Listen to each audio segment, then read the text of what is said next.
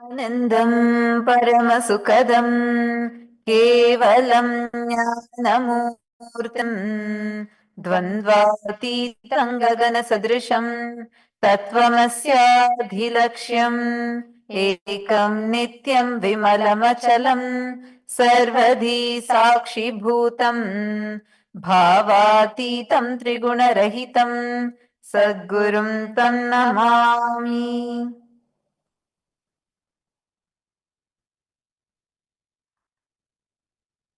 Nityanandam, and to all the viewers that are joining us, all the members of Kailasa's parliament, all the Hindus, the global Hindu diaspora from around the world that are joining us. Good morning, afternoon, evening to everyone, because we have viewers who are joining us from around the globe, across 150 countries around the world. And to all the esteemed panelists, the scholars, and we have the Hindu Kshatriyas, all of whom have various stakeholders of Hinduism, the opinion makers, decision makers, every one of you who have joined here with us. We thank all of you for taking your time for being here with us. This event is unlike any other. This is Kailasa's Global Forum on Hinduphobia, or I should say Hindu Holocaust. Today, we confront a truth that has been buried under centuries of denial, distortion, and deafening silence.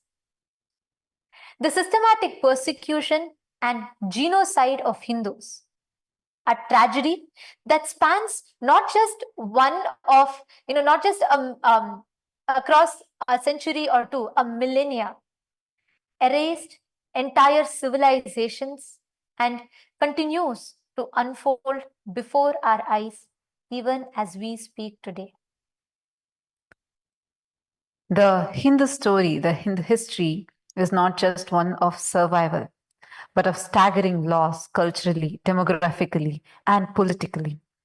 From the 56 nations that are referenced in the Mahabharata, the vibrant centers of Hindu civilization, not a single one remains as a Hindu nation today. This is not a coincidence, but it's a result of deliberate, sustained violence. Temples plundered, women raped, communities erased, and the voices just silenced. The numbers are staggering, the trends undeniable, and the denial unacceptable. Sanatana Hindu Dharma gloriously once sprawled across 56 nations, 200 Hindu kingdoms, 1700 Hindu provinces, 10,000 sampradayas. That is why in Brihaspati Agama, it beautifully says, Himalayam samarabhya yavat indu sarovaram tam deva nirmitam desham hindusthanam prachakshyate. Starting from the Himalayan mountains and extending to the Indian Ocean, God created a country called Hindusthana. This is referenced in the Brihaspati Agama. So, such a glorious civilization. But for over 2000 years, Hindus endured relentless persecution, invasions, and a Holocaust that obliterated 56 nations, 200 kingdoms, and 10,000 sampradayas, stripping away the political legitimacy rooted in sacred temples and revered civilization, the Guru Sishya Parampara. This systemic ethnocide, denied by the mainstream narrators, displaced the indigenous Hindu communities and erased our sovereignty, our heritage. Today, Kailasa, which is only the first Hindu nation, stands as a beacon of this revival. Founded by the Supreme Pontiff of Hinduism, Bhagavan Nityananda Paramashiva, Kailasa is the world's only Hindu nation. With over 40 plus years of hard work, dedication, and sacrifice, the Supreme Pontiff of Hinduism brought the Hindu Holocaust to the global stage. For the first time in the United Nations, the word Hindu Holocaust echoed into the listening of all the global leaders, into the listening of the world, awakening all the Hindus awakening the humanity itself, bringing to the light into the of the globe. It was the Supreme Pontiff of Hinduism who, for the very first time, that revealed or brought to light of Hindu Holocaust. And it was this hard work that has made even the United Nations, which has recognized the persecution of the Hindus and the Supreme Pontiff of Hinduism by publishing over 22 plus reports on the persecution of the Hindus and the Supreme Pontiff of Hinduism. And the Supreme Pontiff of Hinduism and Kailasa as a sole voice of the rich spiritual lineage of Sanatana Dharma. Swamiji has revived, restored, re-established the political legitimacy through the Hindu jurisprudence, through the Manuvadi Dharma Shastras, the Hindu laws exactly as described in our Vedas and Agamas, reviving the Hindu Charya Pada, the Hindu way of life, re-establishing the Hindu Kriya Pada, Yoga Pada and Jnana Pada, exactly as elaborated in our Vedas and Agamas.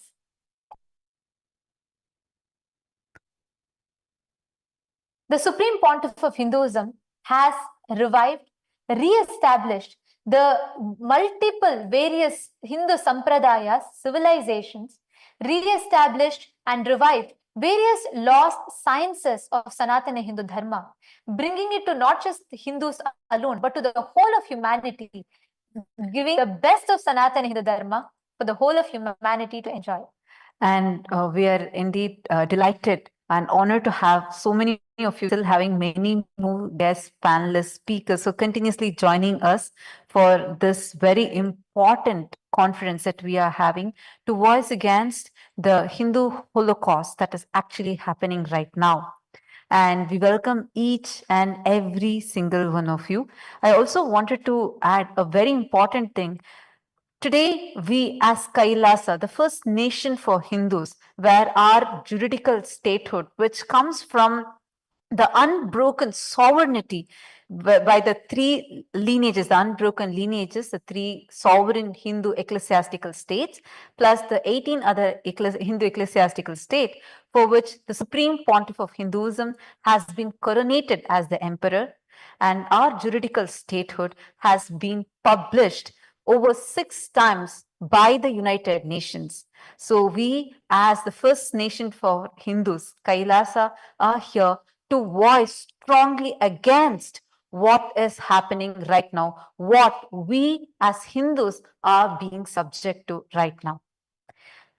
And we'd like to take a moment to welcome all the guests and all the panelists and various opinion makers, decision makers that have joined with us here for this the conference, Kailasa's Global Forum on Hinduphobia. And we'd like to introduce all the esteemed guests and speakers that are joining here with us today. We'd like to introduce Sri Ramakrishna Surav Jela, who is from the United Kingdom. Based in Kent, he has been associated with the Kent Hindu Temple since 2009, and he also currently serves as the Board of Secretary, contributing to the temple's growth and community initiatives. He is also a historian and who's done a lot of research on Hinduism, who's here. Thank you so much for joining here. Ramakrishna ji, thank you so much for being here. And next, we have Sri Ashok Desai, who's an entrepreneur and a philanthropist based in the USA, who's actively associated with the Jain Center and is committed to promoting community service and the spiritual values through both business and the charitable efforts. So we thank you so much for being here and joining with us.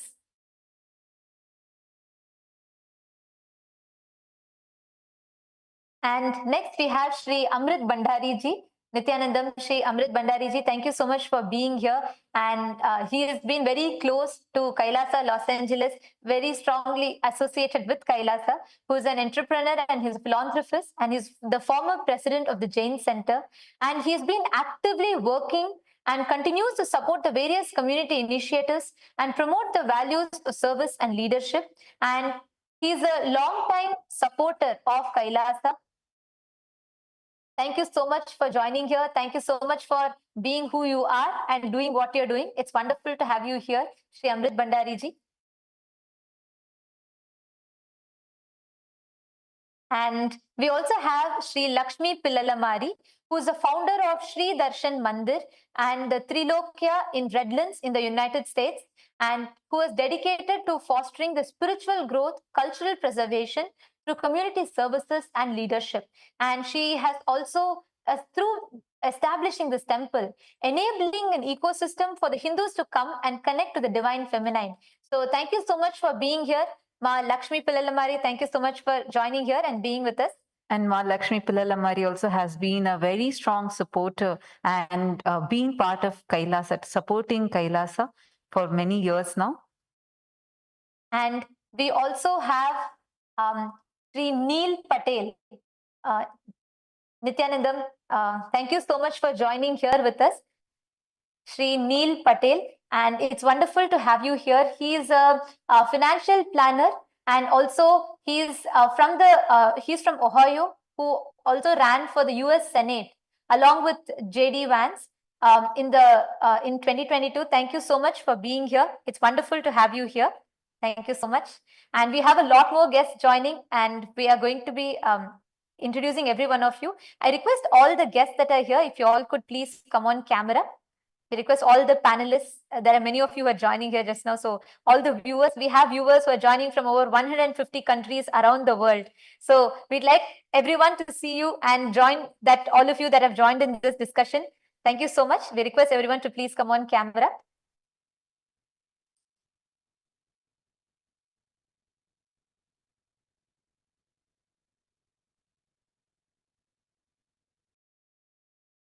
Next, we have Ms. Sandra Silva, who is a key figure in representing the Mapuche people in Argentina, the ancient nation of Mapuche people, who plays a crucial role as a spokesperson and the worker authority within her community.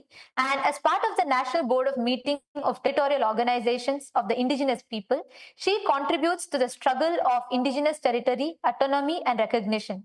Additionally, she serves as the national representative of the MOELT, the Women Originating in Struggle for the Territory, actively working alongside fellow advocates who come from dozens of other indigenous communities for the consolidation of indigenous territories in Argentina.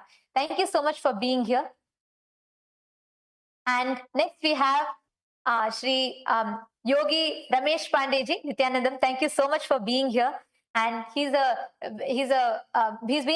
very strong supporter of Kailasa, who's been associated with Kailasa, who's been connected to Swamiji since a very long time.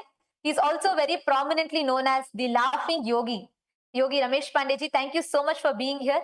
He's an international celebrity guru, and he's the founder of Laughing Yoga Wellness. He's a yoga therapist and a Hollywood film actor who's here with us. Yogi Ramesh, it is wonderful to have you here. Thank you so much for being who you are and doing what you're doing. It's wonderful to meet you here. And joining with us next, we have Dr. Hari Chandra Kamali, who is the founding coordinator of Gita for Life campaign. He is the founding coordinator, and he has brought together a vibrant network of academics, bureaucrats, and civic activists to explore life-enhancing teachings of the Bhagavad Gita through regular Zoom satsangs and various events, both independently and in collaboration with national and international organizations. He has been actively promoting Sanatana Hindu Dharma, the wisdom and practices, alongside with his work, Gita for Life. He also serves as an associate professor of English education at Far Western University in Nepal. Dr. Hari Chandra Kamali, thank you so much for being here from Nepal, and thank you so much. I know for many of you who are joining us from the UK, Nepal, it's your daytime, it's your early in the morning, or it's late in your night. And thank you for taking your time and being here. And your presence here means a lot to us and the Hindus around the world. Next, we also have Dr. R. Rupa Swaminathan. Dr. R. Rupa Swaminathan, President of the World Hindu Council, Malaysia.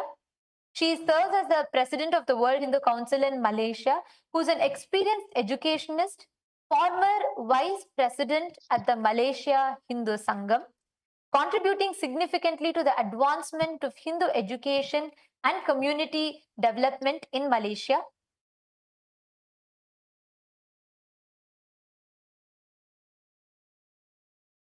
And we also have Sri Kalidas Jayabalan, who's joining here with us.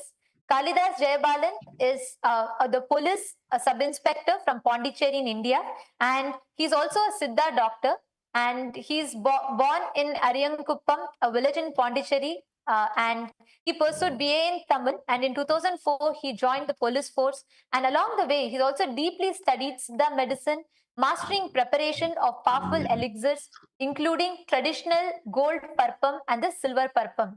And Kalidas Jayabalan is a very strong supporter of Kailasa and has been connected, deeply resonates with the contribution that Swamiji has done by reviving the Hindu nation.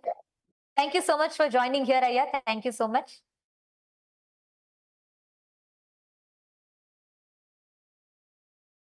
And we have Ganapati Kadirvelu, who is known as Vibhuti Siddhar, who is the president of the World Shaiva Samaya Tiruchavai. He is from Sri Lanka, and he serves as the Akila Ilangai Samantana Nidavan, upholding the principles of peace and justice. He is recognized as Tirunita Siddhar, carrying forward the rich Saiva tradition with deep spiritual insight. And thank you so much, Sri Ganapati Kadirvelu Vibhuti Siddhar. Thank you so much for being here and being who you are and doing what you're doing. Thank you so much. And we have a lot more guests joining in, and as they join in, we will be continuing to introduce. And now we also have various representatives, the members of Kailasa's House of Parliament, the MPs of Kailasa, and we also have the Chitsabha members of Kailasa, all of who are with us. Today marks this occasion is a historic occasion because the Supreme Pontiff of Hinduism and through Kailasa has created this platform for all of us as Hindus, the various opinion makers, decision makers, all those people whose voices matter have come here together to strongly stand against the Hindu phobia and the Hindu genocide that is happening.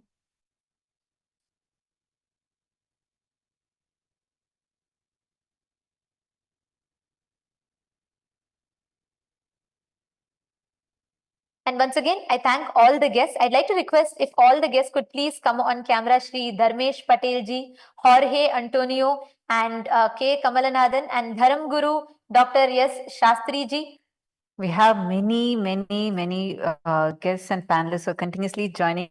We welcome each and every single one of you because many of you especially have been there as continued support for us. And we also have Ma Usha Muthuswamy, who is from the United Malaysian Hindu Voice and the United Malaysian Hindu Youth Fellowship and United Malaysian Hindu Students League. Thank you so much for being here. And thank you so much. I know it's a little early in the morning. Thank you so much for joining. It's wonderful to have you here. Yes. So we'd like to kickstart this forum, addressing the various aspects of the Hindu Holocaust. Before we enter, I have some questions to ask all the audience for all of us to focus on. See, because this surge in the Hindu persecution and anti-Hindu violence, whether it happened now in Pahalgam or in Murshidabad, before that in Rajapalayam or in Bolivia, all these, or before that in Bangladesh, all these reveals a chilling global pattern of targeted persecution.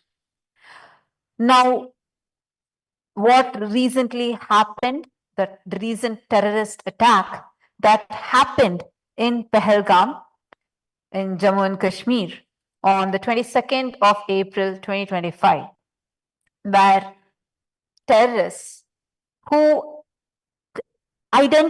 chose, targeted just the Hindus, and because they were Hindus, shot them dead.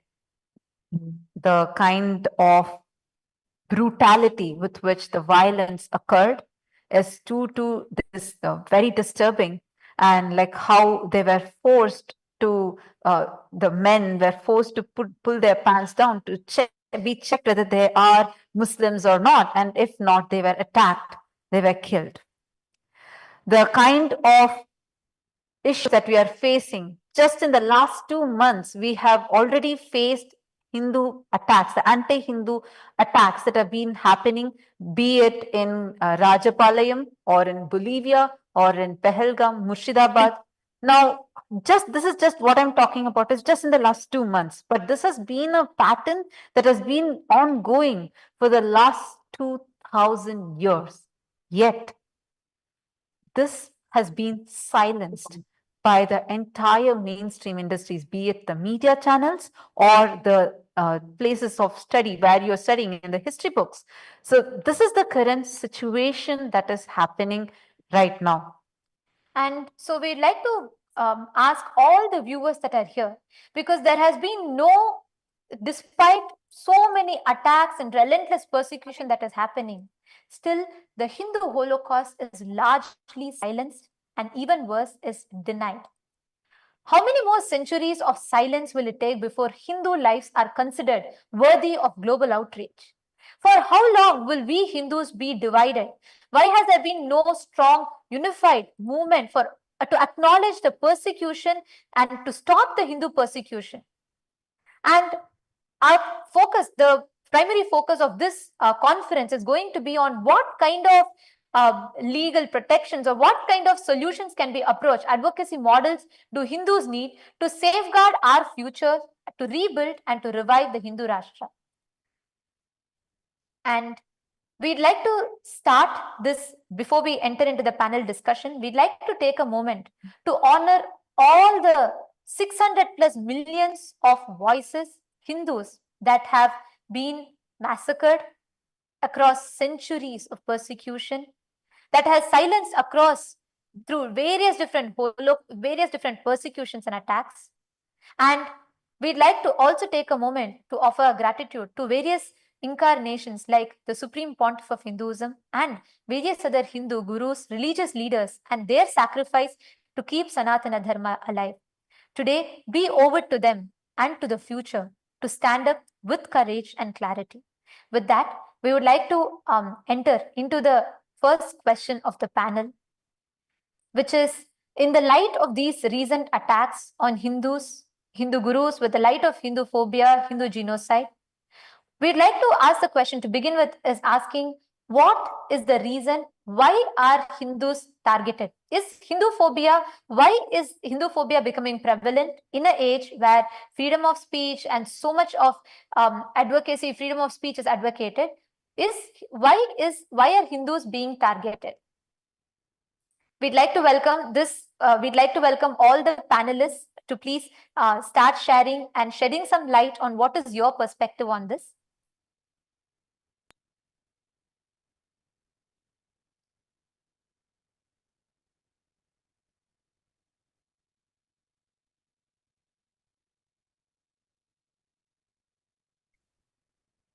Yes, Neilji, you can please go ahead. Neilji, please go ahead. Oh, thank you very much. Jai Sri Krishna and Jai Nityananda Swami too. Okay, and it's Har Har Mahadev, Om Namah Shivaya. Okay. Actually, Hindu is actually targeting what you just said for last 2,000 years.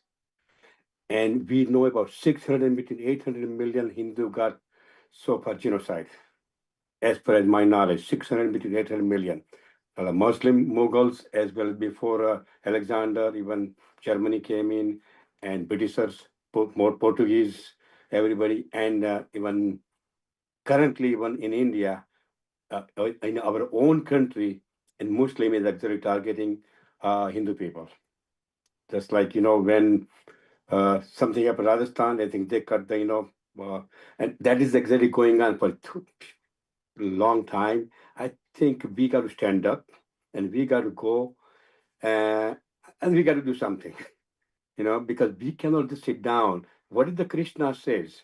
Krishna says, we don't want to fight with nobody, but we are not coward. If somebody coming to us, we got to protect ourselves. Hanuman just said the same thing.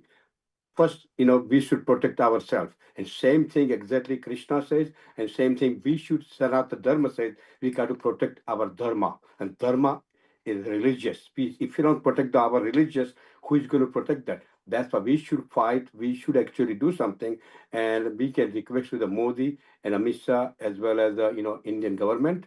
They should something and take care of actually. Otherwise, going to be happen all the time if we don't stand up and up for our rights. Jai Shri Krishna. Thank you. Thank you so much, Neilji, for sharing your perspective. Thank you so much. And I think it's also very important, like as you highlighted. And I also would like to show one, like just a small slide to all of you. This is actually to capture, like how Neilji was also mentioning, it's time for all of us to stand up as Hindus. We need to stand up. Here, this is the way how the recent Pahalgam attack, all over the news media channels, especially we saw a trait, they did not mention the word Hindus. They didn't say Hindus were being attacked. Rather, it was just termed as tourists. Yes. Militants attacked tourists.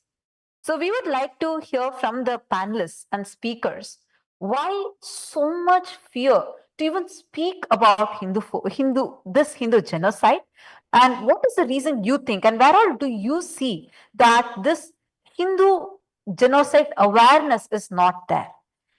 Shri Ravi LG, would you like to please go ahead? Ravi Ladwa is an historical researcher and advisor who is here from the United Kingdom. We invite you to please talk about this. First of all, namaste to everyone. I know it's late and early in different parts of the world, so I'll try and speak softly. Again, I wish we were here under better circumstances. It's not easy to be brought together by tragedy. It's much better to be brought together by things that are happier or of note. Now, as my introduction said, I study history and I do research and things. So I always preface this, especially amongst Hindus, that there is a very high possibility that you'll be hearing things for the first time and it may shock you to your system. So if anybody wants to follow up with me afterwards, you're more than welcome to. I'll do my best to answer any questions. But I wanted to have a stab at answering the first question, which is about the historical side of things and why these things keep happening. And I think one key bit is perspective. We need to maintain perspective, especially when we're dealing with numbers. Muslim chroniclers are known to artificially inflate the numbers to make so Muslim chroniclers were under patronage of the sultans and other kind of warlords, shall we say. So they only got funding and they only got support if they were magnanimous and making these characters larger than life. So a lot of the numbers that are often quoted about Hindus dying is actually artificially inflated. It's not that way inclined. The actual telling thing, and this is where numbers really make a difference, is just by side comparison. From the 8th century, so the early Islamic kind of conquest of Bharat started much earlier than the 8th century. 8th century is when they make their first inroads, when they get their first kind of successes, but they had actually been trying for the previous 150 years with no success. And by comparison, from the earliest successes from the Islamic armies to go from Sindh, Afghanistan, Sindh area to Delhi took them about 550 years. By comparison, it took the Spaniards 700 years to reconquer Spain. So give yourself some perspective on that, that's how brilliant your ancestors were at resisting. And when you resist and you stay in the game long enough, naturally your casualties and things go up. So your numbers look different. But when you factor in the opposition's casualties as well, it's actually you have way more wins than losses. Otherwise, you wouldn't be here to talk about this conversation. Now, the other bit that really doesn't really get through or communicated well is center of gravity. Now, if I destroy one of your villages or 10 of your villages and I lose nothing, you're not going to replace those 10 villages tomorrow. It's going to take you time. So if you're fighting in your center of gravity, which is what most Hindu Rajas were doing, then it changes the way you fight. It changes the way you resist. And if you lose a Gurukul, if you lose a Pathshala, if you lose a university, for example, again, you can't replace that information. You can't replace Coffee. There we go. So that's one of the key things to bear in mind. Now, I'm going to introduce a new word, and I encourage you all to go look it up. And I would argue it's a much better word than genocide, because what genocide does is it makes us look weak when we are not. The word that really matters is iconoclasm. Iconoclasm is a word that essentially means is when one culture is being targeted and the facets of that culture specifically are targeted. So your places of worship, your literature, your art, your music, all these things. And that's where we feel the greatest sense of loss. So, and as the custodians of, music, art, literature, religious texts, we feel that it's a personal when actually it's political. And this brings us on to our kind of current day situation, which is this has been going on since the 8th century. And if it's been going on that long, then it stands to reason it's going to continue. And we need to reevaluate how we function as if you take yourself as a civilizational state, or if you see yourself as a country, or even a village, then when there is a problem, you need to alter the way that you see the problem, but B, how you function. Unfortunately, Hinduism hasn't got to that stage yet because we're still recovering from the last 200 years. We've only just got a Bharat, we've only just got some of the universities, we've only just got academics, and in some instances we're only just about feeding ourselves as a civilization. So there's a long way to go, and I think we need to bear that in mind, that a lot of these things that are happening, it's simply a matter of time before the equation balances out and people realize that, Kshatriyas are back, Brahmins are back, Vaishyas are back. The Samaj, they're the things that uphold the Samaj. The workers are back, and we begin to reorient ourselves to deal with some of these challenges. I think it requires patience, and it's heartbreaking to say that, but we just need to be patient, and our time will come.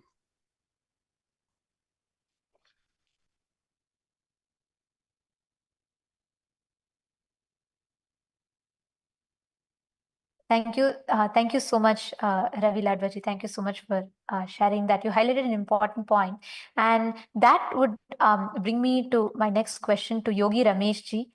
Yogi Ramesh ji, we'd like you to also next shed some light on why do you think the Hindu phobia? Why do you think this Hindu Holocaust? Why are Hindus targeted? And like how Ravi ji also mentioned about the iconoclasm, why do you feel that this has become very prevalent today? Yogi Ramesh ji, please go ahead.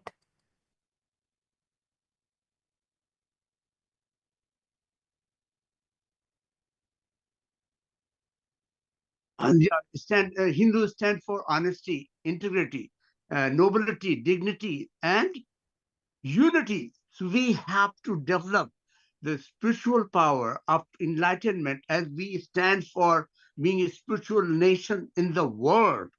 So this is like coming from the heart to heart. Nitya did talk about Kailasha. So we need to understand these people are very demonic. Means when the Muhammad came, after Muhammad, 5,000 years, Quran was written. And when I was young in India, they were telling, Hi, Hussein, hum na huye. Means, I want to sacrifice, kill people in the name of Lord. This is not right. This is stupidity, ignorance. You don't kill people. Thou shalt not kill. Yeah. Sanatan dharma. Atma, soul power. It's the dignity to love all, bless all, do good, and be good. But this is time to fight with them, not with the war, but with have a nation, with strong nation, and take care of it and develop the spiritual dignity. And the Gandhi did it to get from the British in 1947. ahimsa paramo dharma.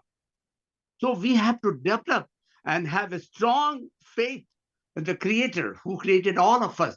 He is within all of us. We believe these Muslim people, they are ignorant, they are stupid, they don't know what culture is. Just kill, kill, kill. Thou shalt not kill. Even Bible says that. This is all wrong concept of thinking. So we have to change people's mind. It's our birthright to be healthy, happy, and serve others in the nation, to make a great India, super India, by enlightenment, by developing the spirituality, which is India stands for that. So we have to unite together, united India, and be careful about what's happening. I was shocked to know about it, Pahalgam and Jammu Kashmir. It was shocking, but never mind. Whatever happened, happened. But this is a lesson for us to learn and move up with divine power, because we are the spiritual nation, India, for God's sake. So we have to develop that strength and have a group of the people, united India, all over, and then take action and do the right thing. And Modi is there, Yogi is there, they are doing a great job. But they're trying to create fear in people. Hinduism, they want to finish it up. No, Pakistan will live. No, that's not right. They're trying to play mind game. We have to be careful about it and take action and praise the Lord. Bhagwan Nityanandam, Omanandam, Chidanand, Swarupam, Shivaham, Shivaham, Shivaham. Bring the light of consciousness, and Lord will bless us for the great work as we are doing this. And we have to keep on moving on this path, and we will be able to do our best. And Lord Shiva, I'm devotee of Nityanandam, and take action, and we make India great and have security. And let's go with that. That's my message to Thank you. enlightenment. Thank you so much. You're Thank you so welcome. much. Thank you so much. You've highlighted a very important point. And that would. Oh.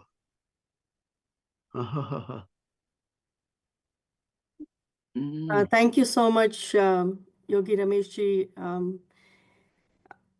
First of all, I wanted to add, just like everyone, that it is indeed a very sad occasion for us to be apart, coming together here, but a very important one, because the lives of so many billion Hindus and the humankind in general is something that we are stepping in to be responsible for. And today, answering the question that you had brought up, Manityanandita and Matatapriya, is Hindus are fragmented. They are spread all over. It is important to recognize and respect and revere every sampradaya that comes together as Sanatana Hindu Dharma, whether it's the Hindus, the Jains, the Buddhists, everybody. But at the same time, it is the ability to be one. Our Shastras talk about ahimsa and Advaita as being one of the fundamental concepts by which we live our lives. And I think that is important to understand, to build a powerful ecosystem across the world. And this is the need of the hour for all Hindus to understand why, while you are part of separate sampradayas, you are all Hindu. You are all in a space of oneness with each other, working towards a common goal. If that space and that ideology and that understanding is core and vital, the foundation will not be fragmented. There is no one who would dare to voice out anything negative or harm Hindus. The idea of being one, in fact, when we go for meetings, when we go to various events, one of the challenges that we have seen is where people are finding it very difficult to be in oneness with all the Hindu groups. If we decide to come together, and this is exactly what the Supreme Pontiff of Hinduism, Bhagavan Nityananda Paramashivam, and through the nation of Kailasa, as the only Hindu nation existing today, it is meant to bring everyone together under one umbrella of Sanatana Hindu Dharma. The nation of Kailasa has been established by the Supreme Pontiff of Hinduism with the idea of service to humanity beyond everything, bringing together the Hindus, creating a home, creating a space for everyone to come together, to be able to celebrate, to be able to live without fear. And in fact, we heard the other panelists mention the fear and what we have been going through over the last few thousand years.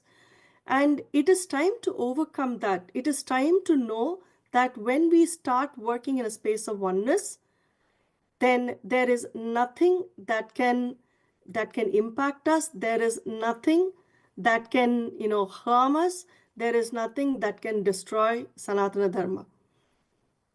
Kailasa stands as a testament as the only Hindu nation today to revive, to protect, to preserve, and to radiate the Shastras, the way of life, not just to us, but also to the future generations to come. And it becomes our moral responsibility to live this every day, be in a space of oneness, and function strongly. This truly will give the sense of empowerment to everyone. There will be no one who can raise a finger against the community. That space of Advaita is absolutely essential in today's world. And I'm so proud that I am part of Kailasa, that we share this concept with everyone in the world. And today I am really happy to be a panelist sharing this along with all of you and coming together for this greater purpose.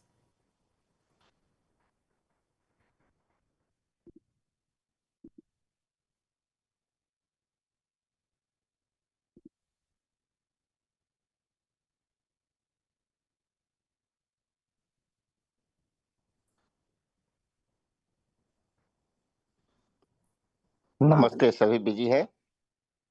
नमस्ते शास्त्री जी। कैसे हैं आप? हम बहुत ही अच्छे हैं शास्त्री जी। आप भी प्लीज बताइए कि आपको क्या लगा कि आपने एक बड़ी अच्छी बात बोली। हम्म आपने एक अच्छी बात बोली कि हमारी संप्रदाय अनेक हो सकते हैं, विचार अनेक हो सकते हैं, लेकिन सारे हिंदू एक हैं, राइट? और मुझे लगता है कि सबसे पहले तो आप सभी को नमस्ते और कैलाशा के सारे टीम को नमस्ते। और मैं भी इस कैलाशा टीम का एक पार्ट हूँ और मुझे लगता है कि अ, जैसे हम लोग जो भी करते हैं, कैलाशा जो कर रही है स्पेशल हिंदू के लिए, वो उससे जितना भी शब्द मैं बोलूं, मेरे पास शब्द नहीं है जिसके लिए मैं बोल सकूं। लेकिन अब यहाँ पर बातें करनी है कि आपने, मुझे इतना पता है कि हमारे यहाँ जितने भी हम लोग हिंदू कम्युनिटी के लोग हैं, अलग अलग संप्रदाय के लोग हैं, हमारी जब भी कुछ चर्चाएं होती हैं, जब भी कोई बात होती है, तो हमारे हिंदू ही हमारे हिंदू के अगेंस्ट खड़े होते हैं। कभी हमने सोचा भी नहीं कि हम कर क्या रहे हैं। कभी हमारा शुरू से 10 सेंचुरी 1024 में जब हमारे ऊपर पहली बार मुस्लिम आक्रांताएं का हमला हुआ या वो सब आए, उस समय से हम बटे थे।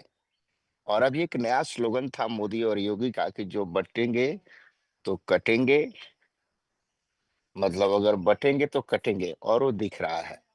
तो मुझे लगता है कि मैं तो एक ही संदेश दूंगा, चाहे वो कोई भी टीम का कोई भी संत हो, अगर लीड करता है तो हम लोग, वी आर द हिंदू, हम लोग कोई अलग अलग संप्रदाय के लोग नहीं हैं। हमें कैलाशा के साथ बैकबोन की तरह खड़े होने चाहिए ताकि हम अपनी बातों को विदेशों तक रख सकें। भारत में जो धर्म आचार्य हैं उनके साथ खड़े होने चाहिए ताकि हम हिंदू के बातों को रख सकें। साथ ही साथ अगर हमने अपने आप को रक्षा करनी है तो कृष्ण के भी कुछ शब्द को जीना होगा। सिर्फ हम ये कह के जी लेंगे कि नहीं जी हम तो बड़े पोलाइटली धर्म से आते हैं और हमें अपने आप को बस पोलाइटली सबको ध्यान रखो और सबके साथ जुड़ो, उस तरह से हमारी रक्षा कभी नहीं होगी। हमें कृष्ण की बातों को भी समझना होगा कि हम किसी को छेड़ेंगे नहीं, और अगर कोई छेड़ा तो कोई उसे छोड़ेंगे नहीं। अगर इस फिलॉसफी, अगर कृष्ण ऐसे ही सोच लिए होते तो मुझे लगता है कि कौरवों का विनाश भी नहीं होता। अगर कृष्ण भी ऐसे ही सोच लिए होते तो संहार नहीं होता। अर्जुन तो बैठ गया था कि मुझे करना ही नहीं है युद्ध, क्यों करूं। तो उस समय कृष्ण उसको तैयार करते हैं, और हम लोग हैं कि हम लोग सोचते हैं कि बस अहिंसा परमो धर्म का एक फिलॉसफी हमें दे दिया गया और हम जीते जा रहे हैं। क्यों जीते जा रहे हैं जी? इसी के कारण हम वर्षों से ईस्वी सन 1900 से भी हम मरते जा रहे हैं, आज तक मरते जा रहे हैं। सिर्फ हिंदू ही क्यों मरे, पूरा साम्राज्य अफगानिस्तान तक हिंदुओं का था, आज सिमट करके सिर्फ भारत में भी रह गया, और भारत में भी बंटवारा हो रहा है। क्यों रह गया? कारण क्या है? कारण है कि हम एक नहीं है। अगर हम एक हों तो हम तो कुछ अच्छा जीवन में कर सकते हैं ना। और हम बार बार गीता की बात करते हैं, बार बार भागवत की बात करते हैं, बार बार शिव पुराण की 18 पुराण, 6 7 108 उपनिषद, और अपने सारी बातें हम लोग 4 वेदों की बात करते हैं, लेकिन हम कभी नहीं सोचते हैं कि हम रक्षा अपने आप को कैसे करेंगे। शंकराचार्य इतनी बड़ी फौज खड़ी कर दी नागाओं की कि कभी ऐसा आक्रांत आए हमारे ऊपर हमला करे तो नागा साधु खड़े होकर के युद्ध करेंगे। हमने उनकी भी परिभाषा को खत्म कर दिया। तो हम तो अपने अंदर, पहले तो मैं कहूंगा कि हमें अपने अंदर झांक कर देखना चाहिए। क्या हुआ जब से प्राइम मिनिस्टर भारत के बदले हैं, तब से ही ये बातें क्यों होती है? सिर्फ उससे पहले क्यों नहीं? तो उससे पहले क्योंकि मैं एक छोटी सी घटना समझाऊंगा। 14 वर्ष तक एक कपल शादी करके साथ रह रहे थे, और एक दिन पति मतलब हस्बैंड बिना पिए ड्रिंक किए घर में इंटर किया। पत्नी ने दरवाजा खोल करके पूछा क्या ड्रिंक कर रखे हो? मीन्स 14 वर्ष तक वो पीता रहा और पत्नी को पता नहीं चला, और एक दिन बिना पिए आया तो सबको पता चल गया। हम लोग उसी गलत भावनाओं में जीते आ रहे हैं, और जब सही चीजें आती है तो लगता है कि यही सही, पहले जो गलत था वही सही था। नहीं जी, कुछ बदलाव हमें करने होंगे। अगर बदलाव नहीं होगा तो हिंदू नहीं बचेगा। इसलिए हमें अपने आप को, मुझे पता नहीं कि मैं क्या बोल रहा हूं, लेकिन मुझे इतना पता है कि मेरे अंदर जो आग जल रही है मुझे वो निकालना होगा, मुझे जगाना होगा, और जगाने के लिए अपने आग को भी जलाना होगा, तभी दूसरा उस आग में आएगा और उससे तप के बाहर निकलेगा। अन्यथा संभावना नहीं है। हम सिर्फ ये पोलाइटली से बात नहीं कर सकते कि अहिंसा परमो धर्म जी, और हम सब हमें अपने आप की रक्षा करने के लिए हमें खड़े होने होंगे, और यही हम अगर नहीं करेंगे तो सफलता हमारी नहीं मिलेगी। ये सब 2014 से ही क्यों हो रहा है? एक हिंदू राजा भारत में बन गया इसलिए हो रहा है। उससे पहले क्या? उससे पहले इसलिए, उससे पहले देखिए 2002 में अक्षरधाम में ब्लास्ट, 2006 में हर जगह ब्लास्ट होते थे, क्यों नहीं होते? बनारस में 2006 में ब्लास्ट हुआ, क्यों क्यों हुआ? उसके बाद 2014 के बाद कहीं ब्लास्ट दिखा दीजिए आप। हम एक राजा को सपोर्ट करने के लिए तैयार नहीं है, अपने आप में बटे हैं। हम अपने हिंदू धर्म गुरुओं को सपोर्ट करने के लिए तैयार नहीं है। कोई भी आता है मुंह उठा के उंगली उठा देता है, ये संत ऐसे हैं। किसी ने कभी परख किया किसी संत के बारे में कि वो संत, अरे वो क्या मैं ऐसे बोलना नहीं चाहिए, मैं ऐसे मौलानों को जानता हूं जिनके ऊपर 70 केसेस हैं रैप के, उनके बारे में तो कोई बात ही नहीं करता। और बात इसलिए नहीं करता, लोग बोल देते हैं नहीं जी दंगा हो जाएगा। क्यों दंगा हो जाएगा जी? हिंदू धर्म, हिंदू गुरुओं को आप कुछ भी आरोप लगा देंगे और उससे दंगा नहीं होता, क्योंकि हम पोलाइटली हैं। ऐसा नहीं चलता। हमें अपने आप में बदलाव करना होगा। अगर नहीं करेंगे तो धर्म नहीं बचेगा। इसलिए अगर मैं कुछ ज्यादा बोलता हूं तो उससे मुझे ये पैनल क्षमा करे, लेकिन धर्म के लिए हमें खड़ा होना होगा, हमारे संतों के लिए हमें खड़ा होना होगा। अन्यथा ये संभावना नहीं है कि हम अपने धर्म को बचा सके, अपने संत। पहले तो हमें अपने लीडर को बचाना होगा जी। हमें संतों, हमारे संत हमारे लीडर हैं। हमें संत को बचाने में भी शर्म आती है, हम खड़े होने में भी। हमारे इस पैनल में मात्र 30 लोग हैं, क्यों है? समझ नहीं आता लोगों को। ऐसे संत जो लीडर के रूप में खड़े होकर के हमारे हिंदू धर्म के विदेशों तक भी परचम फैला रहे हैं, उनके साथ भी हम खड़े नहीं हो पा रहे हैं, तो फिर हम कैसे रक्षा कर पाएंगे? तो इस बात को हमें पहले अपने हिंदुओं के अपने अंदर झांकना होगा। जितने भी पैनलिस्ट हैं सबको मैं कहूंगा कि अगर आप एक हिंदू के अंदर भी क्रांति आपने ला दिया तो आप समझिए कि आप हिंदू हैं। संप्रदाय कोई भी हो, कोई फर्क नहीं पड़ता। We are the Hindu. संप्रदाय कोई भी हो, कोई मतलब नहीं है।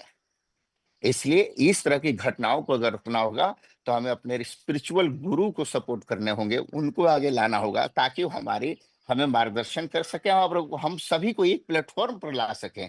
हमारे और आपके जैसे लोग हम लोग नहीं ला सकते, लेकिन जैसे कैलाश के हमारे गुरुदेव हैं ये ला सकते हैं।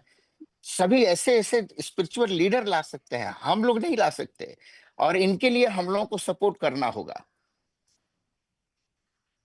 ठीक है, अगर मेरी बातें आप लोगों को कहीं से भी चुभी हो तो उसके लिए मैं क्षमा चाहूंगा, लेकिन मैं सत्य बोलता हूं और उससे स्वीकार करना चाहिए हर व्यक्ति को। शास्त्री जी, आपने तो बहुत ही सही कहा. It is absolutely right that we have to stand by and we have to protect, we have to fight along with for Sanatana Dharma. We have to stand and make sure that our sadhu sants, our gurus are not being hurt, are not being maligned. They are, what they are saying goes a long way. They have in fact come for us. They have actually, their entire life's purpose is meant for all of us, for the 2 billion Hindus that are here, right? Raviji Yes. wanted to, yes, and Raviji, you wanted to add something?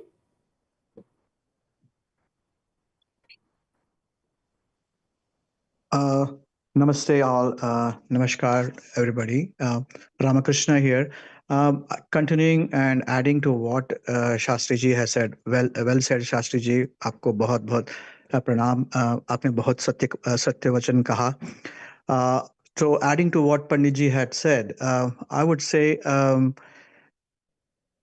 for us to be united, we are divided. The main reason for our division is because we are not that learned in the sense like we don't have that kind of knowledge to accept each other's things which in a way that we understand each other and we understand each other's perspective. Until unless we are learned, we ourselves learn and equip ourselves with knowledge, we will not be able to face the world. So yes, we have to learn our religion more deeper, not just the surface. Just go into our religion more deeper and understand what exactly all the paramparas, all the different sects of our Hindus, of Sanatana Dharma are saying, and then let come together whenever there is a need. For example, I'll give over here, like today there was a representation of Hindus. They were staging a protest in Bellevue, in Bellevue, and how many people could attend that? When there is a protest in the council member in the council, okay, Kent Council, or any other council areas, how many Hindus come over there and protest? Until unless we show our numbers, until unless we show our unity, I don't think we can. I think it will be a challenge or a tough road ahead for us. So, forgetting of all the differences about the caste and all those things between us, if you are a Hindu, stand up. Let's join hands and come together, and as much as possible try to attend any person's call, whether it is a Kent Hindu temple call, or whether it is a Sanatana Dharma Mandir call, or it's a Kailasa temple call. Please let us all come together and attend to each of their events and see, like whenever possible, and see that we give the full support to each other. That's how we can we can we can show our our unity to the world. And and also in the end I would say dharmo rakshati rakshata. Until unless we protect our dharma, we will not be protected. So with that I will close my comments. Thank you. Nityanandam. Thank you so much. Krishna. Thank you so much. Because it's really like how Shastri ji said, and both of you highlight that it's very, very, very important for us Hindus to That is where the awareness is actually discipline. Consider the when humans start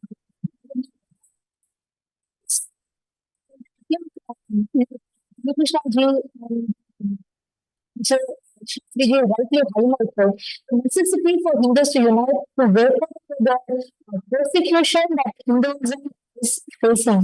Sanatana Hindu Dharma is going through. Yes, Shivananda from Kailasa. Go ahead. Nityanandam. In fact, long time back, about 2004 or 5 itself, Supreme Pontiff of Hinduism talked about this, how it is necessary for all of us to unite. And he had gathered many Hindu heads in Bidadi at that time.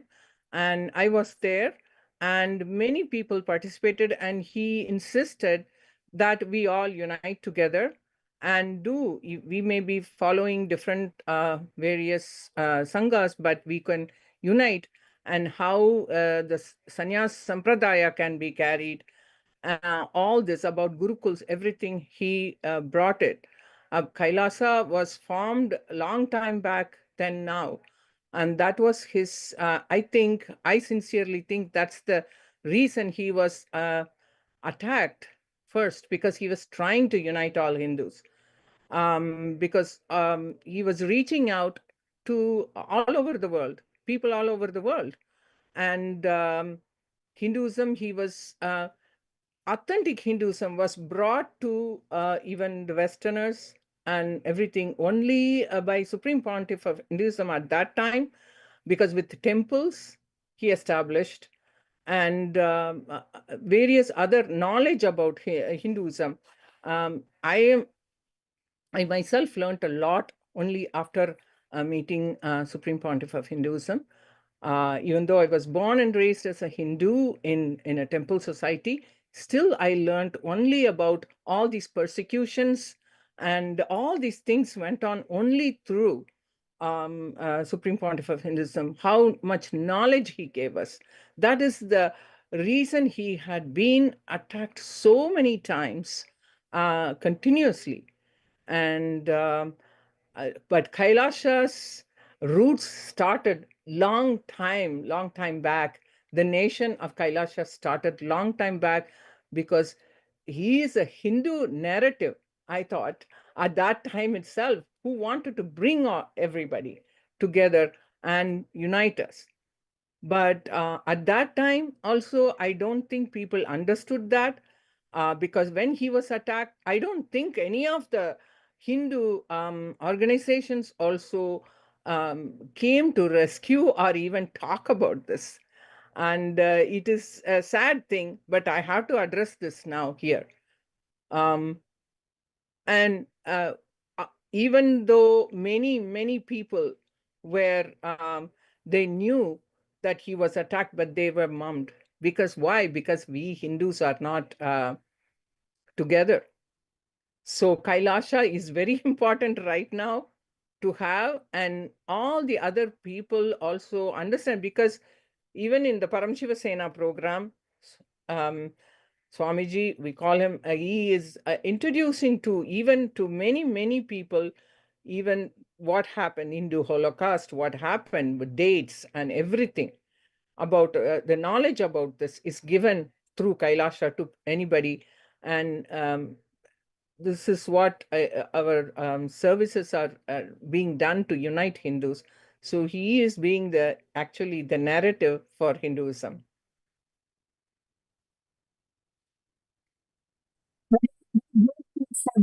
Sure, because I feel it is very important to highlight this. Many of the panelists are beautifully bringing it. And bring this- So very in the phobia, that is something of cases. Yes, there are many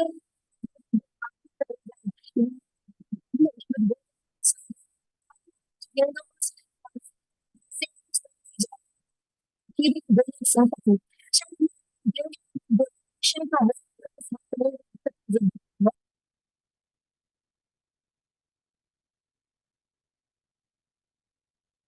Yeah, I would. Am I audible now? Is it okay? Okay. Yeah, absolutely. धर्म गुरु जी आपने जो बोला वो बहुत सही बात बोला. Ramakrishna ji, and also whatever you said, and Mashivananda, the what has happened, if you see, is that I just wanted to kind of take slightly and a step back in terms of getting a view on all these things. If you see the kind of separation that has been done, right? Definitely, for example, that we have been the Jain, the Buddhists, the Sikhs, for example, of late, the amount of separation that has been created from the so-called forces, the deep state forces, you can call it, you can name it, whether it is basically the Abrahamic religions, let us say, the deep state forces have been successful in creating that division, and because of which we are not united. And Ramakrishna ji actually made a very good point. Indeed, because we do not know our scriptures. Just to be clear, only after I came to Swamiji, I understood that the Surya Vamsha Surangi Samarajya, which is there, that is the lineage that is being carried out, actually is the same lineage in which where Bhagavan Rama is there, Gautama Buddha is there, and the Tirthankara, the Jainism Tirthankara is there, and Guru Nanak is there in the same lineage. But the problem is that because we don't know, when somebody questions us, it is the same thing. It happened in the Kerala File movies, right? Where that particular child, that particular college going girl is questioned and she cannot answer. So whoever is providing that answer, whoever is providing that narrative, people will veer towards that. So it is very essential, it is absolutely essential that we get grounded on our scriptures as soon as possible, and that is much more than an urgent need. If we cannot get grounded on that, we will be questioned like this. And this is the kind of a what is called a shorthand forum where we'll come together and only we discuss it. But as a force, when we have to go out, this knowledge has to be broad based. And absolutely, that is where Swamiji is doing a lot of work in terms of Paramashiva Sena and etc., where he's bringing these kind of knowledge together. So let us at least support that. So absolutely, धर्म गुरु जी आपने जो बोला था वो बहुत सही है कि हम लोग चिदर बिदर गए हैं, गारंटी के साथ छिदर बिदर गए हैं. मैं कर्नाटका से हूं, वहीं पे भी छिदर बिदर गए हैं. अब कहीं पे भी जाओ, ये छिदर बिदर बहुत बहुत क्या बोलते हैं, बहुत बहुत गहराई से दिखता है. That is the reason why we need to be grounded on these scriptures and understand what is the effect of this on the overall civilizational aspect of Hinduism. So that is why coming together on these kind of things, voicing together, and understanding that the kind of game that is being played on the backdrop of all of us as Hindus is very important, and supporting one another around this particular area is supremely important. And Swamiji is doing so much of it, and let us support him as part of Kailasa and as part of other efforts. With that, I would like to end from my side. Thank you so much. Brahma Agarwal ji, Nityanandam, namaste. I wanted to, ask you to share your thoughts here to see what the issue is and what you feel about what we can do. Oh, sorry. Please go ahead.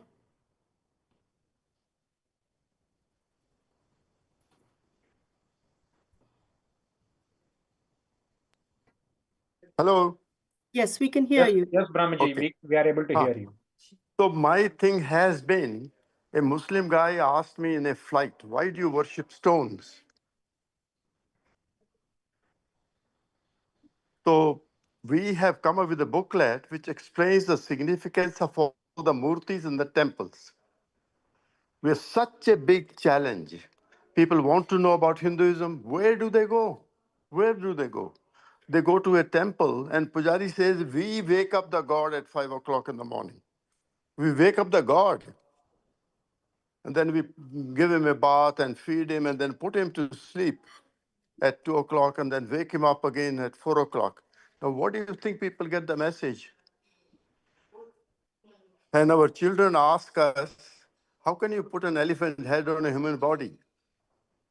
How can such a big body ride a mouse?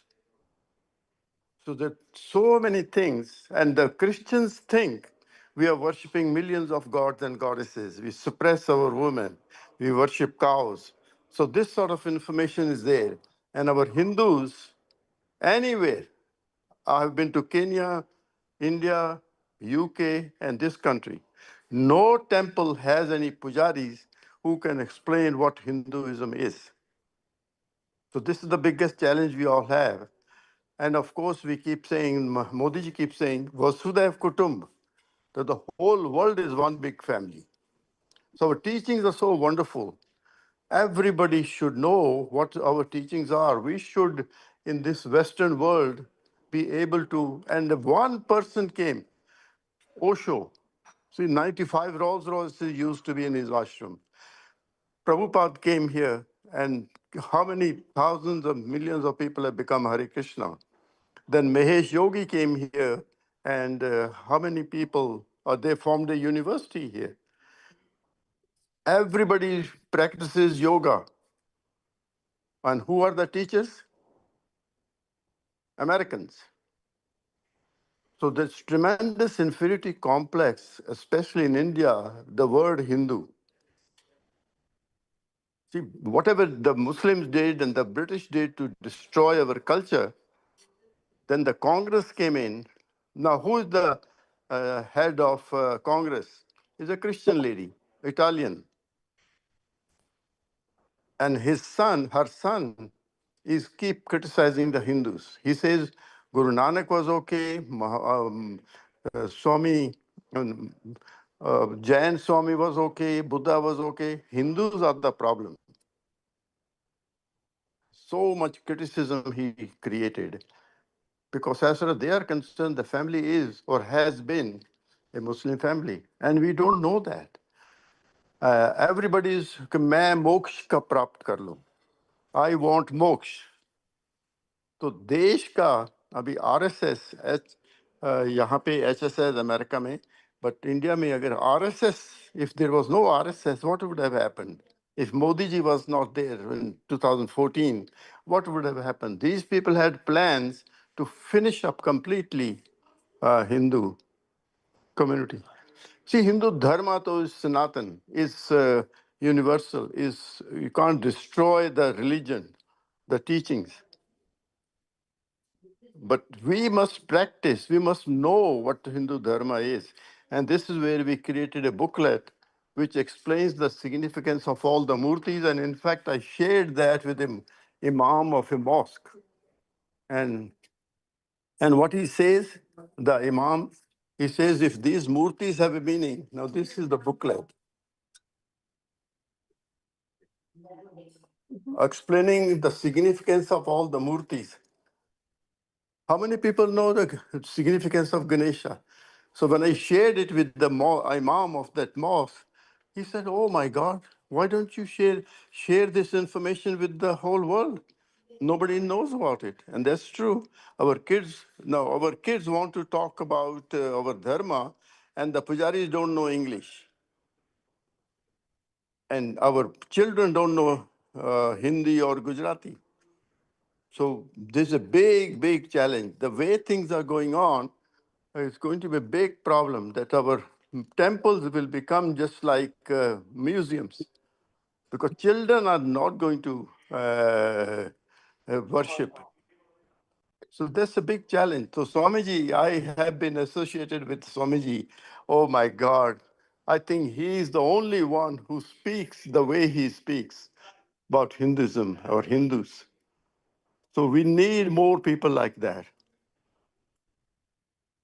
Definitely, Brahmaji. I mean, as a, you've been Thank you so known much. to, you've been known to being like a philanthropist who is supporting all the Hindu causes, and you've been, you are a Actually, Dharma if there is going Rakshaka. to be peace in the world, it's only because of our teachings. Vasudev Kutum and Sarve Bhavantu Sukhina, all our teachings are for the whole universe. Namaste, the very word. Now, how many people really know the meaning of namaste? So I bow down to the divinity within you. I'm looking at you as divine.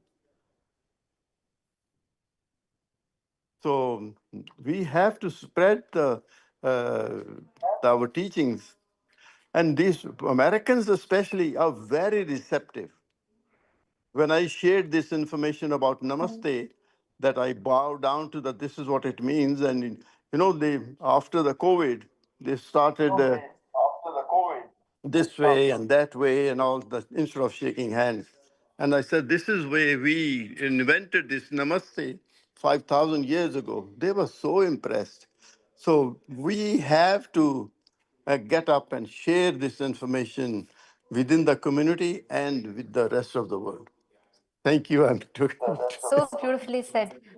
Thank you so much, Brahma Agarwalji. Like you said, it is only Swamiji who can say the way he speaks. Because I completely agree, relate to what exactly you are saying of how, especially given the current scenario, how is it going to happen for the current and the next Youth generation especially. of Hinduism, being the youth. And myself, like at the age of 12, I had the blessing to meet Swamiji in my life. And from there on, needless to say, it has, for me as a Hindu, and I feel so proud about being a Hindu. And secondly, Hinduism is not just a philosophy or a religion or an understanding to me. It's a lifestyle and experience that Swamiji has given. So like you beautifully highlighted, the way how Swamiji has revived it, what inspires me and what I would like to add in here, I feel it's important to add in here is Swamiji is the only one that is blending what is of all the ancient, the age-old sciences, making it relevant to the modern world, like introducing the world's first spiritual AI, the Ask Nityananda AI that Swamiji has introduced, where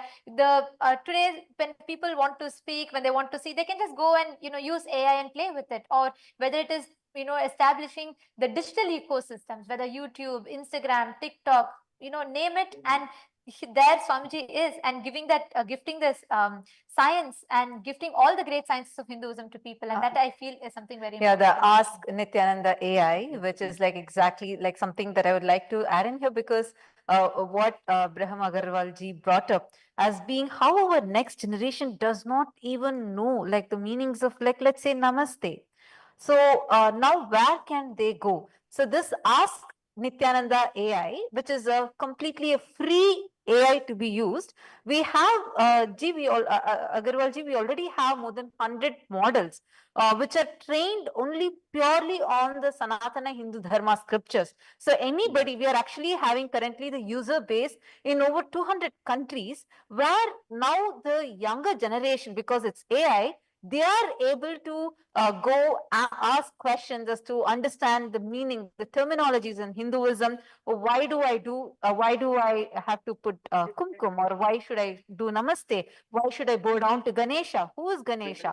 And we even actually have specific GPTs, and these are completely available for free. And right now, through this, the Supreme Pontiff of Hinduism is actually enriching over millions and millions of people who have now started understanding the true meaning of Hinduism.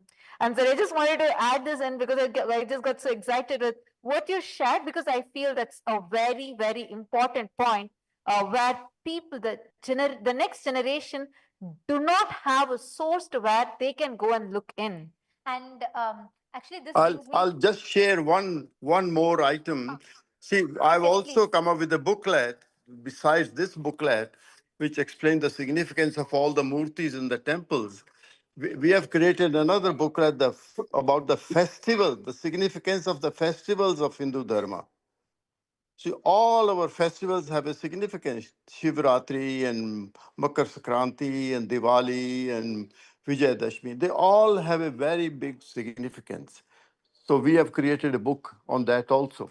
So, but Swamiji is, I really admire him for who he is, or you. Well, I've spent quite a bit of time with him, so I can really understand. Oh, what a dynamic and forceful language he uses for Hindu Dharma. Thank you. Thank you so much, Brahma Agarwalji, very beautifully highlighted. And now I would like to direct this point that Brahma Agarwalji was speaking about to the United Malaysian Hindu Youth Fellowship and the leader of the United Malaysian Hindu Students League, Usha Muthuswamy, who is here with us. It's wonderful to have you here and talking about youth and Hinduism. And you leading the Malaysian Hindu Youth Fellowship, and Malaysia, which was part of the Srivijaya Empire, which was part of the 56 Hindu nations. Now, as a Hindu, I would like to direct this question. How do you think this needs to be addressed by the current youth, by today, for the Hindu youth today? All right, first of all, thank you so much for having me here. It's a pleasure to be in a discussion with all leaders, Hindu leaders across the globe. Hari Om Vanakkam, I'm Usha, Vice Secretary of United Malaysian Hindu Voice. So I'm pretty sure, as the name suggests, here in Malaysia, we are an NGO or organization focusing on uplifting the Hindu youth, being a voice to the Hindu community. And we are aware that there are a lot of issues happening around the Hindus globally and even locally here. And hence why we are here to support the Hindu community in every way possible, and especially the youth. Because we believe that the youths need to be given or equipped with the knowledge and the strong cultural grounding going to be help them to support them with the Hindu knowledge, the knowledge of Hinduism. And in the long run, they will be the backup or the strong warrior of Hinduism. And here's a scenario here, what we are currently facing. So, given the media that we have been using, the common problem is that a lot of things are manifested or misinterpreted, stereotyping, marginalization. There are a lot of issues happening around us. And especially these youths are prone to all these factors. Why? Because they are not well equipped with the knowledge. As mentioned by our friend earlier, he touched that we must be knowledgeable enough on what Hinduism is all about so that we can counter whatever challenges that come along our way. And rather than being superficial on what is Hinduism, what Hinduism practices are trying to implement or instill in every human being, we have to go a little deeper. Well, we have to explain the essence of it, the significance of all the practices, everything, because Hinduism is a practice of life, it's the lifestyle. So when we equip this deep knowledge among the youth, we believe that the practice, the essence of Hinduism will be strengthened a lot more.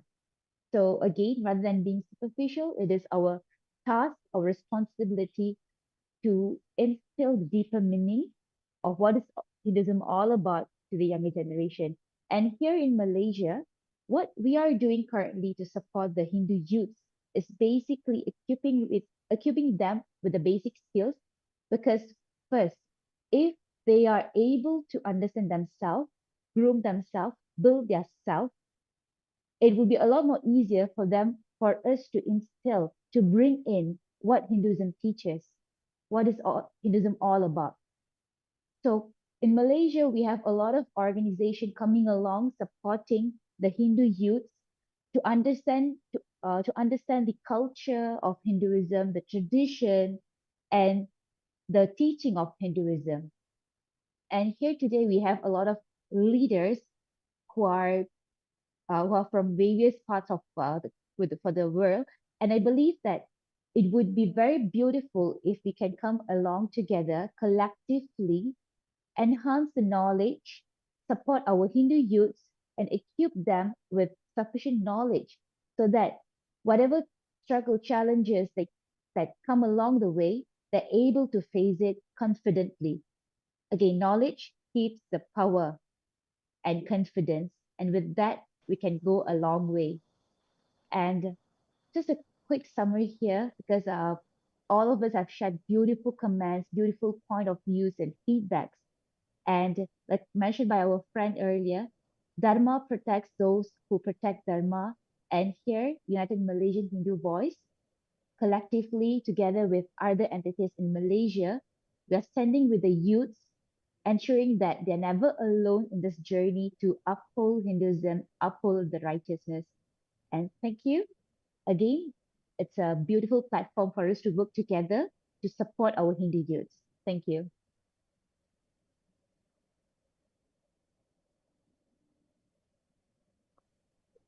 Thank you so much, Ms. Usha. And what you have highlighted is an important aspect, because talking about youth, it's first important that we realize the responsibility that we carry. Because, like Swamiji says, we are the future of Hinduism, and it's important that we are not the hanging roots of the banyan tree, but we become the grounded roots, which continues to further the growth of banyan tree, further the growth of Veda Mata.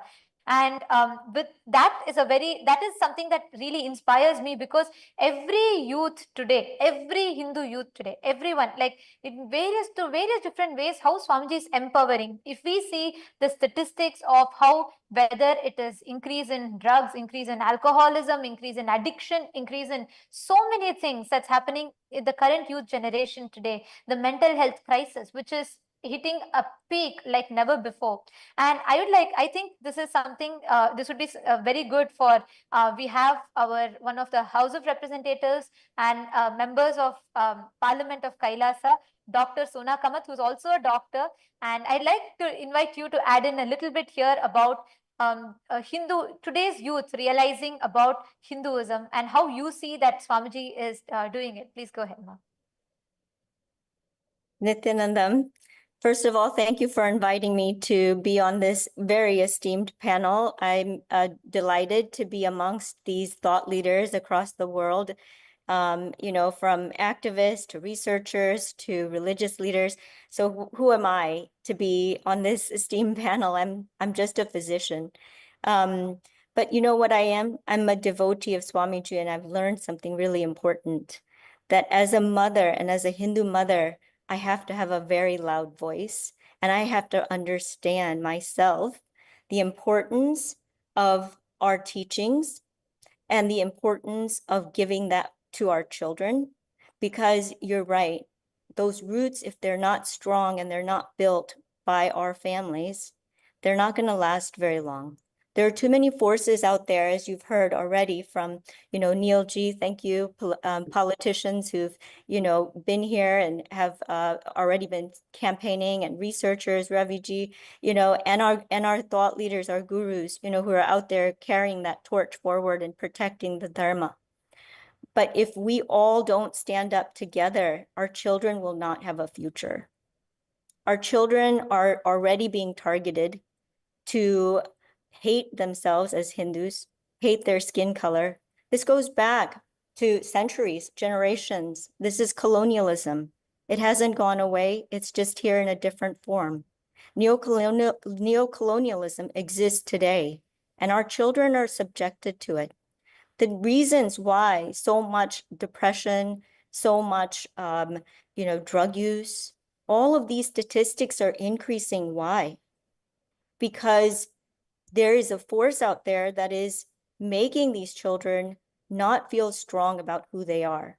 It is our responsibility, and it wasn't until I met Swamiji that I understood this responsibility that I have as a mother. I didn't even understand the importance of what I have been given culturally as a heritage until Swamiji awakened my eyes. And now I understand that this is what is going to preserve the world. You know, this Dharma is what actually carries the torch forward for the planet. And so it's really important, and I'm going to give you an example, that we are sabotaging ourselves. Hindus are sabotaging ourselves. And as Swamiji says, the criminally negligent Hindus are really needing to be held. And I will tell you, I was a criminally negligent Hindu until I met him. But I will tell you what happened. You know, this recent Kashmir terrorist attack was really brutal, and it was really devastating. I was really upset that the major media houses did not carry this information. I should have known better, because this is their agenda. They are going to silence this voice, but they really didn't give it any justice. So to bring increased awareness just to my little tiny school platform that my children go to, I added a little message the other day on our WhatsApp channel of all Hindu mothers. And it just simply said, please join me in praying for the lost Hindu lives, to the lost lives of this recent terror attacks. Please pray with us and stand in solidarity with all Hindus. Immediately there was a response to this. And do you know what that response was? That response was, why just Hindu families are we praying for? What about the other people? The people that were there that helped, they were not just Hindus. Why aren't we praying for everyone? This is somebody who, maybe like myself years ago, doesn't understand what is fake media and real media and what is actually happening. They're taught that, you know, we are actually silencing ourselves, and we are the ones that brush some of these most atrocious type of happenings under the rug. We don't need others to do that for us and silence us when within our own community, we aren't standing up for ourselves and aren't even recognizing the atrocity. This was a devastating act, and you can't simply say a prayer without raising that this could be a political ploy. I don't care if it's a political ploy. I don't care if it's hate. I don't care why it happened. It happened. And innocent lives, Hindu lives, were killed. They were targeted specifically. Their IDs were looked at. They were looked to see if they were circumcised. How appalling, how barbaric in this day and age that this occurs and nobody picks it up. It's a quiet happening across the world. When do we get a voice? And if we don't have a voice, what will our children have? Our children won't have a voice. If we are criminally negligent ourselves, what kind of heritage will we leave these children? And so it is, you know, it is really an important responsibility for us as parents, for us as responsible Hindus, to take this torch forward. And Swamiji's given us, and there are really a lot of religious leaders who are out there doing the work. And Swamiji's pulling it together and giving us a platform finally to be able to have a voice to go forward and carry this torch of Hinduism to the next generation. Because if it doesn't happen with us, it dies here. So thank you, Mom. But thank you, Ma. Thank you so much. And this is a very important. And actually, I would like to invite Shri Amrit Bhandari ji next. And one point I would like to add here, as we talked about this, is as Dr. Suna had highlighted, is about how, for this very reason, now Swamiji is awakening. Like I remember this one word that Swamiji said. He's going to be, even before awakening the world to Hinduism, we need to awaken the Hindus themselves to Hinduism, to make them understand that, to revive the identity of Hindus within about Hinduism to Hindus.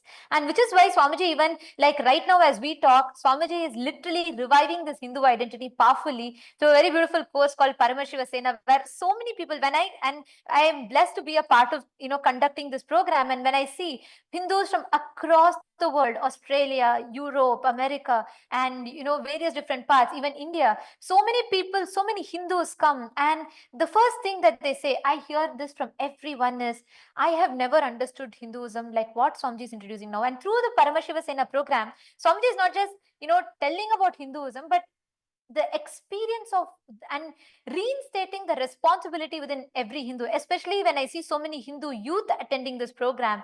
Everybody goes back understanding that they are responsible for the future of Hinduism. They are responsible to stand up. Next time when this attack happens, we don't wait for someone else to go stand. We don't just want to go and take the candlelight march and stand there. No, taking responsibility to prevent these attacks, taking responsibility to echo in the global stages and make the noise in the right places, into the listening of the right people. Like how when I saw, in fact, when Swamiji first time empowered so many women, Hindu women dressed in traditional attire, went and sat in the UN General Assembly in the half-day general discussion and on the equal and inclusive representation of women. As a Hindu, I felt proud, and I'm sure every Hindus, for the number of views, the comments, and the appreciation that poured in, it fills me with pride to see how Swamiji is taking Hindus. You can see today Hindus in the Europe completely dressed up in the complete traditional attire, sitting in the United Nations. And here you can see this is in France, the International Forum of NGOs, official partnership with UNESCO in France. And then here we can see the ambassadors of Kailasa at the UN General Assembly 2023, where we met with various world leaders, prime ministers, presidents. When they saw, firstly, the sheer empowerment that Swamiji gave, where Hindus stood there with Angavastram, Dhoti, Sari, Rudraksha, talking proudly about what Sanatana Hindu Dharma does, what Kailasa is doing, what the Hindu nation of Kailasa. And here we can see this is in the UN General Assembly 2022. And when I see this, it really reminds me, and also I feel proud of what kind of a impact that Swamiji is creating. And with that said, I would like to request, I think we have both Amrit Bhandari here and we have Ravi LG who is wanting to speak. So I'm going to, since Amrit Bhandari has not yet spoken, I'd like to request Shri Amrit Bhandari ji, if you could please go ahead and you could shed some light, right after which Ravi ji could also join in.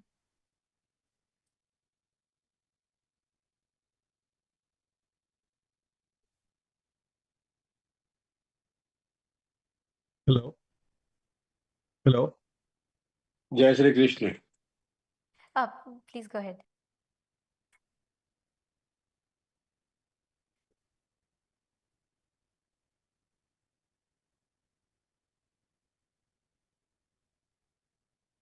Hello.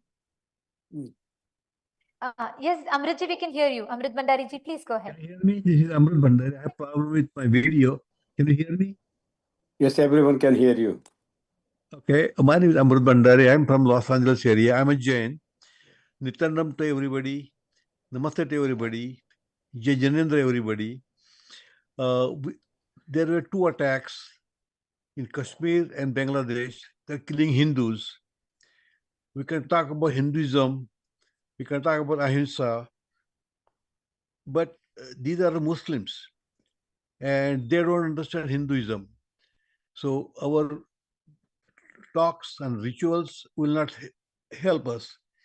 We need to get tough with the Hindu Muslims. And I'm not to see, I agree with Mr. Shastri, he said few things, but I believe we can do all the things. I'm a Jain, Tan Machan, Tan Man Vachan Kaya, we believe in Ahimsa, but Muslims, they're killing us. And our religious background, everything, Ahimsa, they're going to stop them killing Hindus. Government has to get involved. And this is what I feel. I only feel that good Muslims are dead Muslims. Thank you.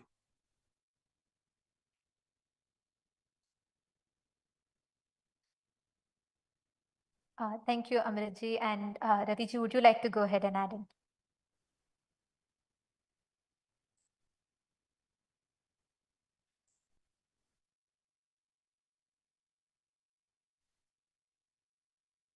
Ravi ji, we can't hear you. There seems to be some issue with your mic. Namaste. Can you hear me now? Yes. Perfect. So first of all, say thank you for having me. Unfortunately, it's very, very early in the morning where I am, so I do have to depart. But I didn't want to depart without saying just final key bits that I think would be helpful to everyone. So the first thing that I will say is I would encourage everyone to read the second chapter of the Bhagavad Gita, in particularly verses from 60 to 63. And this is where very importantly Krishna explains to Arjun that all battles are effectively lost on 1 square foot of real estate. If you lose control of your senses, if you let anger consume you, you're finished. There's nothing that anybody can do for you. And we see this playing out in the Ramayana as well, when Ravan dies, where Ravan is told that you had all this buddhi, all this gyan, all this knowledge that you had, and in the end your Indriyani still betrayed you. So we have to be really mindful of if our Indriyani, if our mind is betraying us. And again, Krishna later on goes to explain that the mind will act like an enemy if you can't control it. But if you can control it, it will act like for you a best friend. So when we are going through these extreme emotions and when we are feeling things, we need to maintain some semblance of control. And the reason why I bring this up it actually directly concerns the youth, because there's a very, and again, refer back to the Mahabharata, at the end of the Mahabharata, there's a very poignant moment that most people kind of skip over, but it's actually quite important. Duryodhan is dying. He's been defeated by Bhim, and Yudhishthir is standing over his body, as are the rest of the Pandavas, and with Krishna. Yudhishthir is being very haughty. He's being very proudful and bashful, saying, I can't believe he thought that he could defeat us. I can't believe he started this war. Saying very certain things like that. Krishna turns to Yudhishthir and says, do you think you could have beaten him without me? And in that moment, Krishna is encouraging you to cast your mind back over everything that you've read and ask yourself, what have I been doing this whole time for you? And this is where, when we look at our youth, we really need to evaluate what is the benefit for them to be Hindu? What are we doing for them? See, when we look at things like conversion and all these other kind of issues, it really boils down to very few simple things, which is what's the socio-economic benefit to begin with? All the spiritual stuff comes afterwards, because you can't be spiritual on an empty stomach, no matter how much you want to be. And I think that when we meet these basic requirements, when we meet these basic needs and actually play out and really put forward some of these ideas and some of the methodologies that were actually quite commonplace, we really quickly realize that actually we're just really play acting at being Hindu. We're not really doing the Hindu things, and we're really Hindu in name only. And it's really difficult. And I think this is where there's a running joke that, at least amongst my friends that we have, which is if the people that don't like Hindus really knew how hard it was to be Hindu, they'd actually feel sorry for us and leave us alone. Because to walk the path of a karma yogi, to walk the path of karma, it is incredibly hard. You don't get to blame anybody else. You don't get to, make excuses. It is all on your own decision making. Now, if you are not putting the things in place and practice that support your own decision making, then you're lost. And this is where we need to support each other. And people talk about Hindu unity. Hindu unity is really, really simple. It's not that hard. It's just a choice. Today, I'm going to find another Hindu and I'm going to work with them. We are going to find a problem together and we're going to fix it. And if everybody does that at a local level, organizational level, national level, Hindu unity is achieved in a couple of hours, really. But the problem is, it goes back to what Krishna said, which is if your brain is actively working against you, that thought never enters your mind to begin with. So when we are discussing these situations, and it's very easy to be incredibly emotional about these difficult subjects, just ask yourself the question, is my mind actually betraying me right now? Can I reel myself in? Can I get a hold of the reins? And this is why I always refer to the kids that I work with. When you're reading the Bhagavad Gita, remember that front cover. You have the 5 white horses. You have Krishna as your charioteer, and you are Arjun. Krishna is supposed to be your Sarathi. He's supposed to be your charioteer, holding onto the reins of the 5 white horses, which are representative of your 5 senses. And I think it's really, really important that this is the message that we really convey to our kids, which is you have the opportunity and the luxury that our ancestors didn't really have, because they were really fighting an existential crisis that, truth be told, we don't really have. We have a material problem, a time problem. And I think again, I appreciate what I said at the start, which is some of this might be shocking or some of this might be new to a lot of people. But when we look back historically, the default setting for most Hindus was unity. It's just that we've convinced ourselves it wasn't. And I can give you 100 examples where Hindu unity was the norm. It was absolutely the standard operating model. It's just that we've been told and we've believed and we've accepted that that isn't the case. Because the fundamental problem with Hindu unity that nobody talks about is, okay, we're all Hindus, we're all united. Now what? Now what do we do? Do we go around taking over the world? Do we go and build moon bases? Who's going to decide what we do next? And I think that's where fundamentally lies the problem, because to be united, you're looking to achieve something. Previously, when Hindus, were coming together, or when humans, take religion out of it for a moment, it was either out of survival because we're a tribe and we need to come together, or it was out of necessity. We're going through a difficult time, and rather than going through it by myself, I'm going to go through it with my village, my tribe. Those circumstances haven't changed that drastically. And I think we need that much bigger aim of, okay, why are we uniting? If someone can articulate that to me, and where it can articulate to the rest of the world, hey, Hindus, this is why we're uniting, outside of an existential problem that for some people it just doesn't exist. If you're in Ohio, or if you're in Nebraska, or somewhere in the US or somewhere in Europe, then you don't face the same problems as, if you're in Malaysia or Indonesia or Pakistan, Afghanistan. Your worldview is completely different.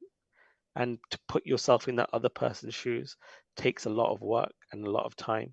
So I think we need to be open and honest with each other and say, okay, let's talk about why we're uniting. And then we can decide if I want to unite with you in the first place. Because you'll find out very quickly that everybody has a different idea of not only winning, but why we should be Yes, uniting. absolutely. Thank you so much, Ravi ji, for bringing in multiple aspects to this. Thank you so much for beautifully highlighting different aspects to this. I just would like to add a small thing to what you said, because I blessed to hear this from Swamiji, how multiple times Swamiji has explained about how Advaita, the oneness, is what brings us to that completion, right? Like we evolved from unicellular beings like amoeba to fish, fish to monkey, monkey to humans. And then from each of these levels, we have had the physical breakthroughs, and then we had a mental breakthrough. We have even had a conscious breakthrough from monkeys when we evolved to human beings. But it's time to have that super conscious breakthrough to actually have that ultimate, which is what we all need to come together for. It is that time where human beings need to achieve that some ultimate potential, which is what all of us are seeking towards, the moksha, what we all in every sampradaya of Hinduism agree to, the goal of life being moksha. So that is something that I just wanted to add to what you said. You highlighting that point reminded me of how beautifully Swamiji explains the 12 pillars of, Sanatana Hindu Dharma, because Hinduism gives that ecosystem for an individual to move from, the dharma to artha to kama, from fulfilling all his things. That's why the 12 pillars of Hinduism, dharma, artha, kama, moksha, and forming the Upanishad, the upasana, then upavasa and utsava. Then the basis, the foundation of which is Ganga, Gita, Go. Each of these, how in every pillar, in each of these different aspects, we are empowered to live, to experience the ecosystem, ultimately to move to moksha, whether Ganga, Gita, Gayatri, Gomata, Upanishad, Upavasa, Utsava, and Upasana, all of them leading us from dharma to artha to kama, ultimately to moksha. From dharma centric artha that we start, to everything becoming moksha centric dharma, moksha centric artha, moksha centric kama, which will lead ultimately to moksha. So thank you so much for highlighting it. And this just brought me to this point I wanted to share. And we also have joining with us next, Sri Nadarajan Haran from Jaffna, Sri Lanka, who's also a journalist who shares a lot about Hinduism. So I'd like to invite Sri Nadarajan Haranaya to share, to shed some light on this topic. Thank you so much for joining us. Yes, go ahead, Ayya. Nityananda, everyone, hear me? Yes, please go ahead.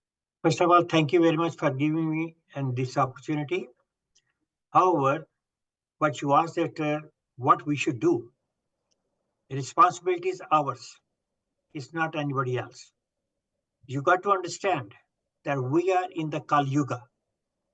In the Kali Yuga, everyone with deities, or you can say about the people who are just having the extremist ideas or something, destruction ideas are there too.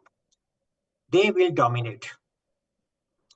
Unfortunately, this is going to be screened very well among all of us. Once the screening is over, the Sat Yuga has to start.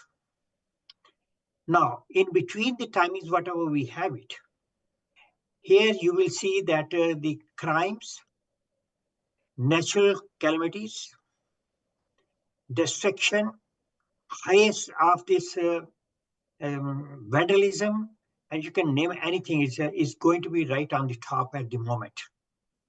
So we, as Hindus, we must take our responsibility that we have to educate our families, friends, children, that what we are, we have to recognize that in the whole universe, the Sanatana Dharma is the only one we can call it as a religion, but actually it is not a religion, it's a way of life. We got to learn how this way of life we have to devote. Take an example of Sri Krishna, Ramayana, Ram. Those are all the examples in front of us. And we just read the books also, but we don't do the practice on that. If we continue doing those things also, don't do the practice and listen to other people, don't take any responsibilities ourselves, then definitely the destruction is there. So very shortly, I'm going to say that the responsibility is ours. In our temples, I just heard that Mr. I think Bhandari, Brahmaji, he was speaking on these books also, what the meaning of all these things there. So I requested him also to send me a copy of that too, so that we can look into that. But the question is, what are we trying to do? Our people, because instead of uniting, they are the leg pullers. If you grow somewhere, they'll try to do the disturbances to create unhealthy atmosphere and create the problem for the other society members. For so many years, we have been under the rules of the foreigners always. They come, create a lot of nuisances, and the things we could not learn so far. And unless and until we start doing the practice ourselves, we cannot unite. Our own people, as I said, they are the leg pullers. They will not cherish your victory. They will not cherish your freedom and achievements. They want to criticize you. They want to demoralize you. Once these things are going on, the unity is difficult. In India especially, look into this one. The rulers for the last over 75 years now, the rules were being done by the foreigners practically. They were all the different things, but I don't want to name too many things like that. But the point is, our own people, they are the culprits. We have to start working on to show the general public, educate them.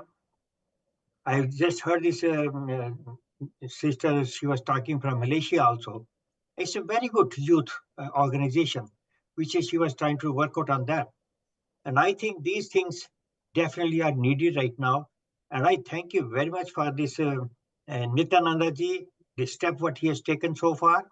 And that's definitely enlightening for our religion, our Hinduism. And Hindus, ultimately, definitely, they are going to succeed regardless whatever is going to happen, but only in Sat Yuga Kali Yuga, we are just at the verge of that finishing of the Kali Yuga. Thank you very much, because these are just very briefly, I want to say that.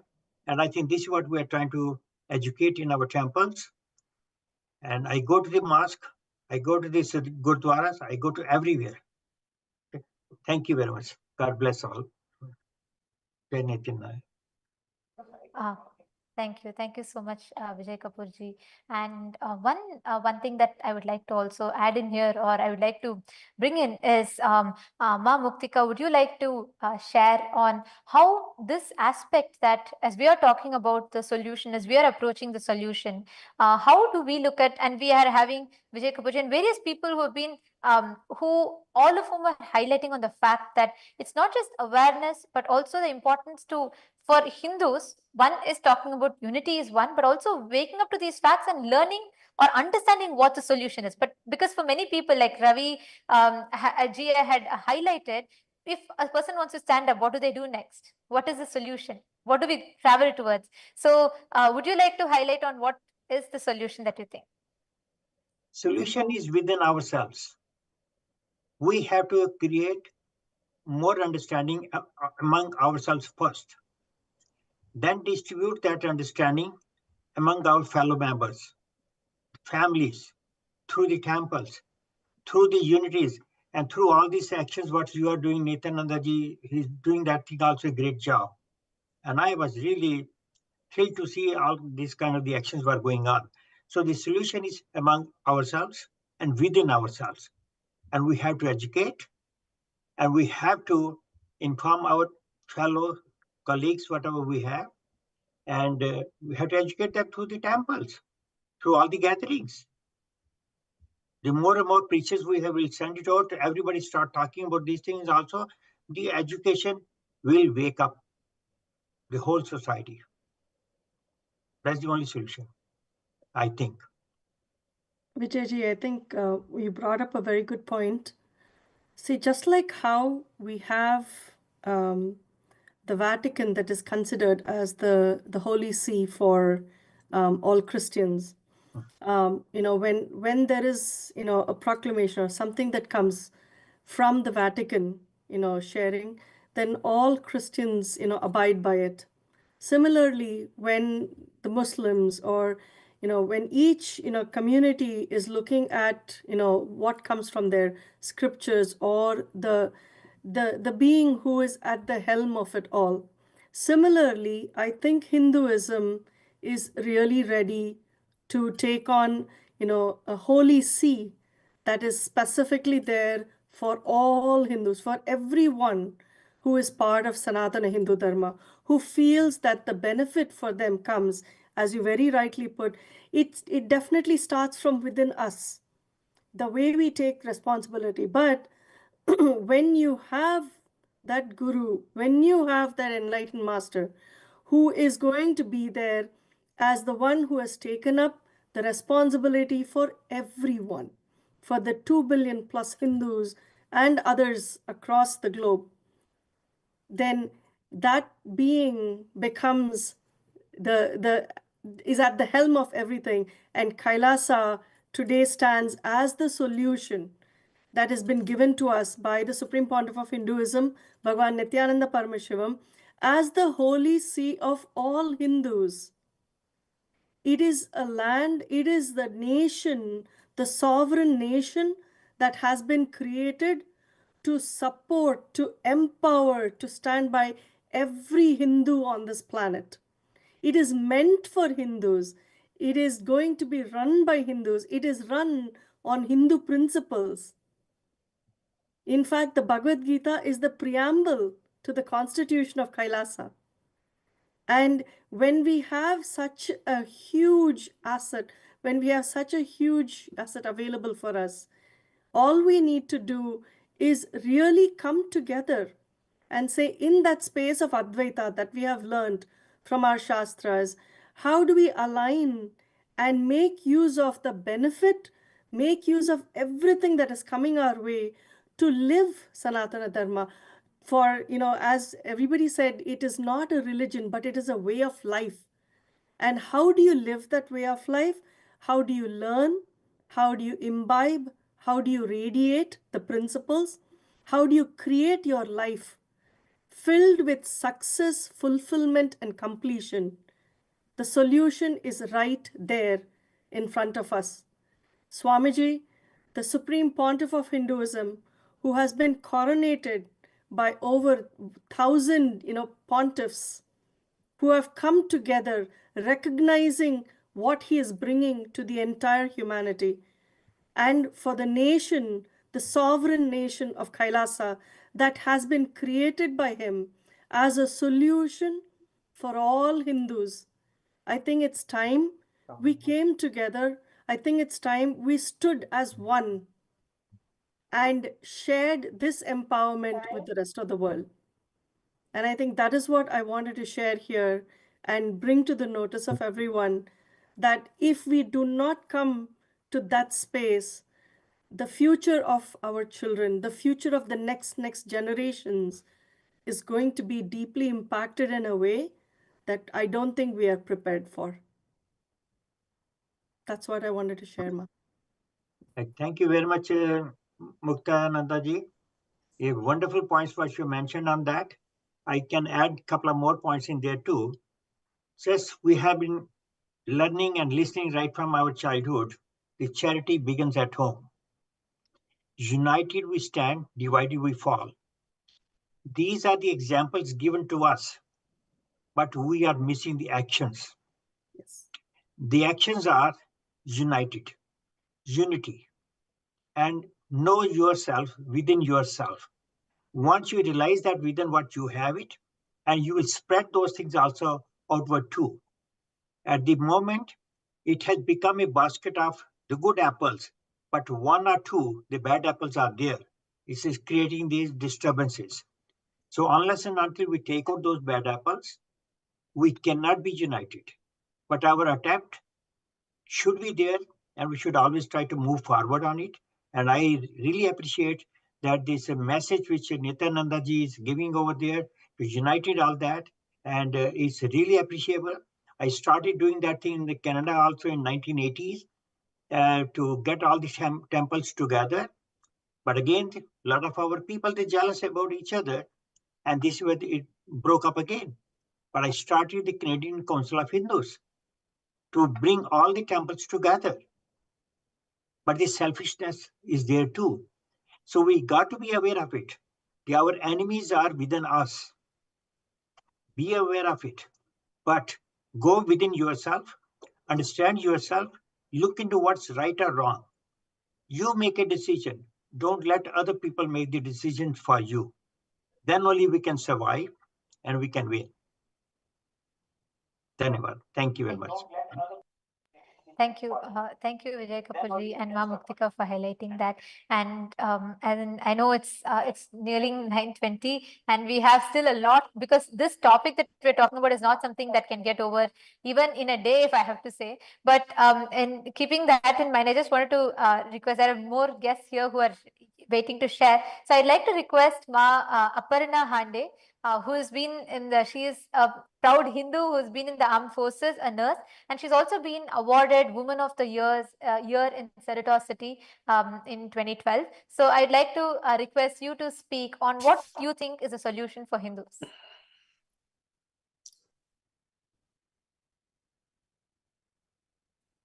Aparnama, if you can please unmute.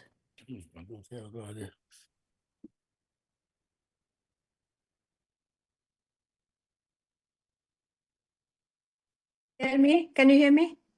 Yes, okay. First of all, I would like to thank Ma Mukunda for inviting me to this platform. I must admit, I'm still learning about Hinduism myself. There is so much depth and beauty in tradition, and each day I'm learning. And this platform is really making me to think very deeply. When I was working in the hospital as a nurse, I often faced questions from my colleagues. Well, they will ask me, how come you worship elephant god? How come you put that red dot? And then my patient used to ask me, saying, how many snakes you have in your pocket here? You know, they used to get scared of me being a nurse. So many things I faced, but I did not have logical, spiritual answer to give them. You know, I will just pass time and go away. But now I'm learning deep into it, and I have a confidence that I can answer that. Besides today, talking about Hinduism, all of your expert has said your viewpoint very well. But I'd like to add one other side of me as a nurse. It is very sad situation. Being a retired nurse from military, I can see when I joined 1965, Pakistan war with the same height of the spirit and passion left my home without telling my parents and joined in Jammu. The same place, Jammu, Kashmir, Rajouri, I was there serving the wounded, our soldiers. Today, I feel I wish I would have been there. If nothing else I would have done, at least I would have served them with the, I don't have words to say. That's I'm missing. And now I'm too far away. And physically also, I'm not able to move fast. Otherwise, I would have gone to that place. So I am very part of this family, and that's what I can say. Thank you.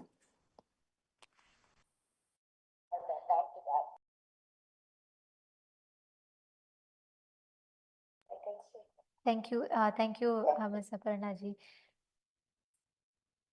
And yes, Neelji, I think you're wanting to say something. Please, Go ahead. please go ahead. Can everybody hear me?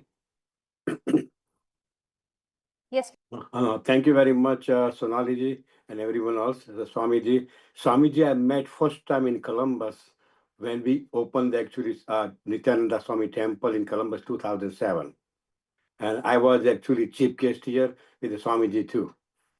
And second thing about, I think one of them, somebody say one from the moderator, my son wasn't believing in God. We explained him and talked to him. He said, why don't you just study yourself Gita, Quran, even Christianity, like Bible. He studied by himself, all Vedas and everything. Now he says, Daddy and Mom, I think Hinduism, Sanatana Dharma is the best religion on planet Earth. Okay. And other thing, a lot of people say we have thousands of God. We don't have thousands of God. We have one God under the one tree, under the one roof, across the world, across the even universe, not even world. Okay. Just like if you're talking about we have the president in our country is only one president, but he got the whole cabinet working for him. And then each state, 50 state has 50 governor and then 50 cabinet. There's thousands of people working for the president of the United States. Same thing, our God, Vishnu or Lord Krishna or whatever we call Shiva, they are exactly, we have a, just like without air, can we live? Can we live without sun? Can we live without water? All those things actually is good thing for our mountain, trees, everything. And that is important for the life to live. And that's why we pray them and we believe them. They are the God, but they are the God's exactly cabinet. And that's where actually I put it on. A lot of time media asking me the questions, thousands of God. I said, then let me tell you one thing. Can you live without air? And air is actually we consider as a God, because without air we cannot live. Same thing water, same thing tree, same thing mountain. And that's the way I explain them. And that's why I want to just tell them to everybody else. Thank you very much. Namaste, Jai Sitananda Swami. Thank you so much. Thank you so much, Neelji. And that Swamiji says the beautiful line that Swamiji quotes is Ekam Sat Vipra Bahuda Vadanti. It is one ultimate consciousness, Chit, call it Paramashiva, Parandhama, Paramapada, Parabrahma, call it anything you want, that one ultimate Chit, that consciousness, Ekam Sat Vipra Bahuda Vadanti. There are millions of ways to reach that, and that is what we call Advaita. Everything leads us ultimately to that moksha, that paramoksha, where you experience that oneness. And you beautifully highlighted that. Thank you so much for bringing that and highlighting that point. And I would like to next invite Sri Himanta Shrestha ji, who's a Hindu activist who's joining us here. And is there something that you would like to share?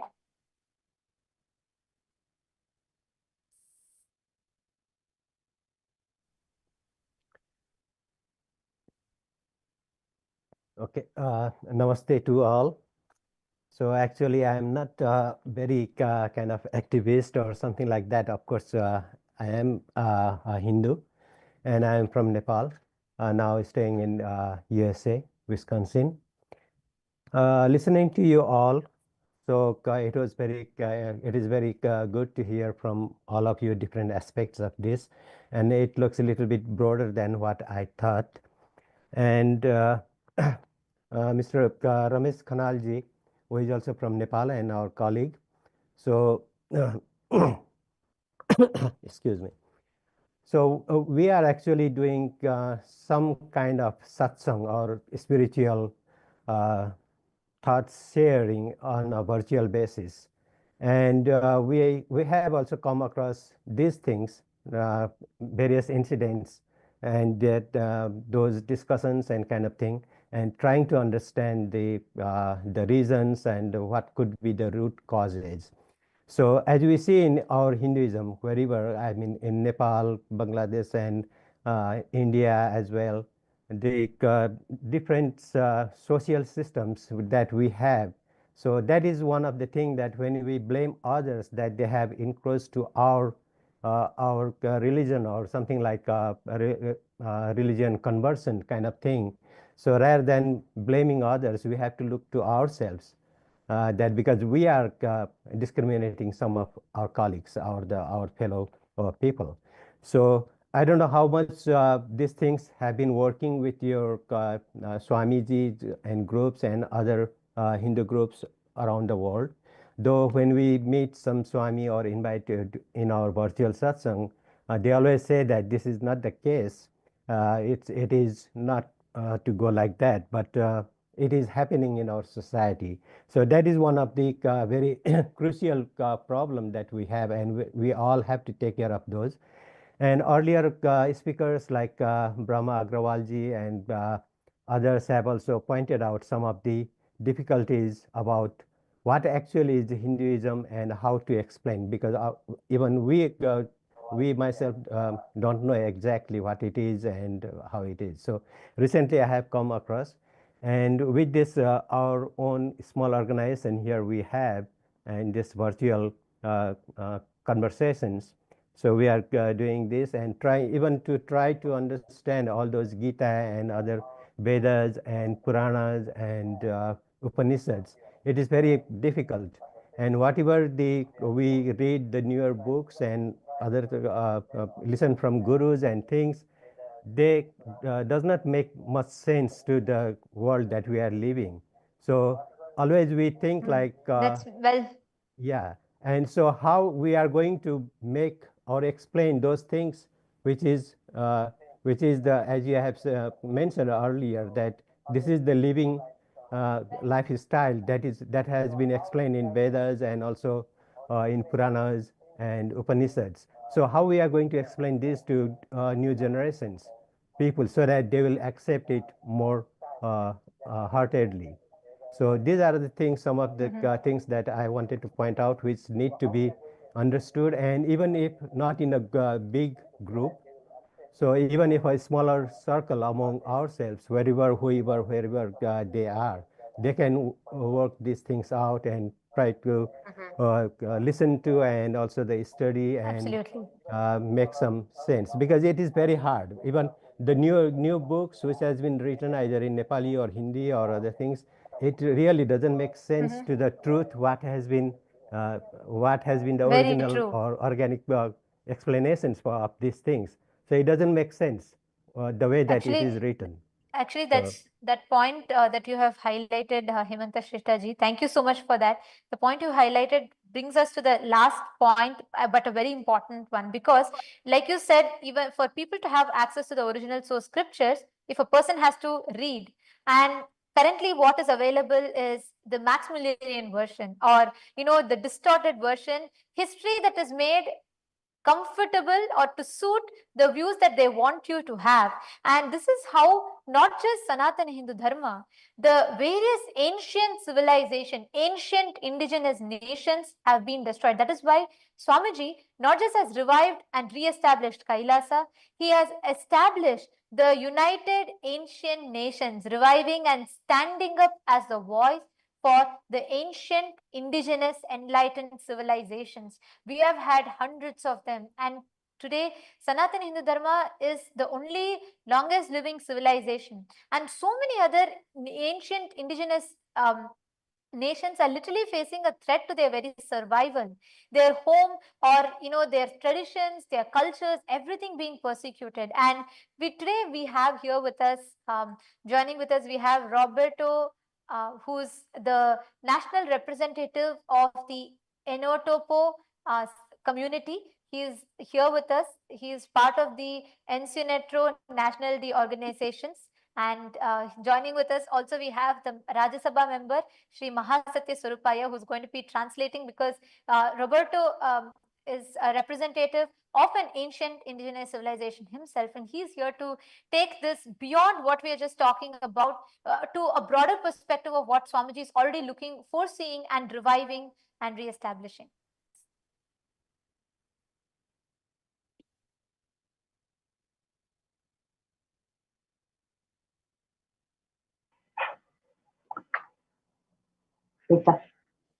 Mari Mari, Compuche, Mari Mari, Pu Peñi, Pulamien, Compu Wenei. Buenas noches a los hermanos, las hermanas, los amigos y Chaltumay. Gracias por este espacio, por este momento. Gracias por esta convocatoria. Gracias por poder unir nuestras voces, por poder unir nuestra intención a las intenciones de los hermanos que están presentes hoy. Vivimos situaciones muy difíciles como la han vivido nuestros ancestros y es lo que queda después de las colonias. Venimos de países y de lugares y de territorios que han sido colonizados, tanto allí en la India como aquí en América. Claro que sí. Por eso... Claro que sí. So, Nityanandam, so Mr. Roberto is telling that, first of all, he's giving a salutation in his own native language, and he's taking a parallel statement on how the destruction of civilizations, ancestral civilizations, has been occurring both in India and with all the ancestral civilizations in the planet Earth. And he's beginning with this statement. Continúa, Roberto, por favor. Gracias. Por eso el sistema que instalaron las colonias en nuestros territorios es un sistema que va contra la vida, que va contra nuestra madre tierra y sobre todo contra nuestra espiritualidad. And he's making emphasis on the systems that have been imposed on the land, on the civilization that is against Mother Earth and their own traditions. Continúa. Hoy nuestros territorios están siendo saqueados. Hoy es el litio, el petróleo, la minería.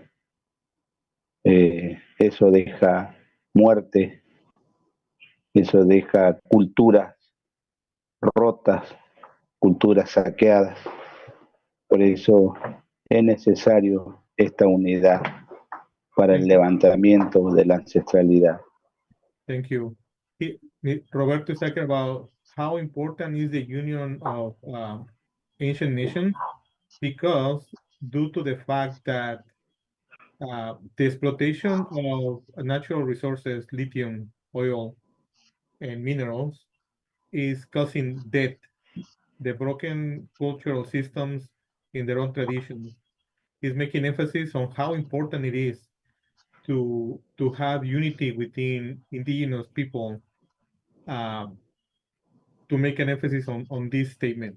This is the reason why he's here. Continúa, Roberto, por favor. Es necesario la unidad mundial de los ancestros, de las culturas ancestrales. Y hoy vemos en Swami esa posibilidad de que una todas estas luchas, de que pueda unir vuestra santidad, pueda unir la lucha de nuestros ancestros, nuestra lucha y la lucha indígena ancestral en todo el mundo, que esté unida y sobre todo que la espiritualidad sea la que guíe nuestro camino y sea esa luz los que nos lleve adelante. Chal Tumay, gracias por este espacio. Muchas gracias, Roberto. And then what Roberto is saying, he's making emphasis on how the SPH Nityananda Paramashiva, the importance of him not only reviving the Kailasa nation, but also uniting all the indigenous nations across the planet Earth in order for all of us to stand uh, and have a voice, a global voice, to unite us and make us stronger. And he's actually giving thanks to Swamiji, and they feel the support of the SPH Nityananda Paramashivam towards all the indigenous people of the planet Earth. Thank you, Roberto. Muchas gracias. Thank you. Thank you so much, Roberto. And thank you so much, Sri Mahasatya Swarupaya. And actually, I think this discussion can go on, but it's time for us to wrap, because in the interest of time, we have to, many of you have shared so many important points, highlighted something that all Hindus, all of us need to wake up to, and something that we all need to collectively see, understand, and not just to raise awareness about what's happening, but also being part of the solution. This reminds me of a line that Swamiji says, where Swamiji says that in the first lines of the United States of Kailasa book, which we've shared the link with you all, and we invite every one of you to please visit it. And we will also gift, each one of you will be receiving a copy of the United States of Kailasa book too. And in that, Swamiji says, it is time that we make all these lofty ideals a reality. We have had lots of solutions. We have had lots of discussions. It is time that we make all these lofty ideals as a reality. And the Hindus are waiting. World is waiting. The future of Hinduism is waiting.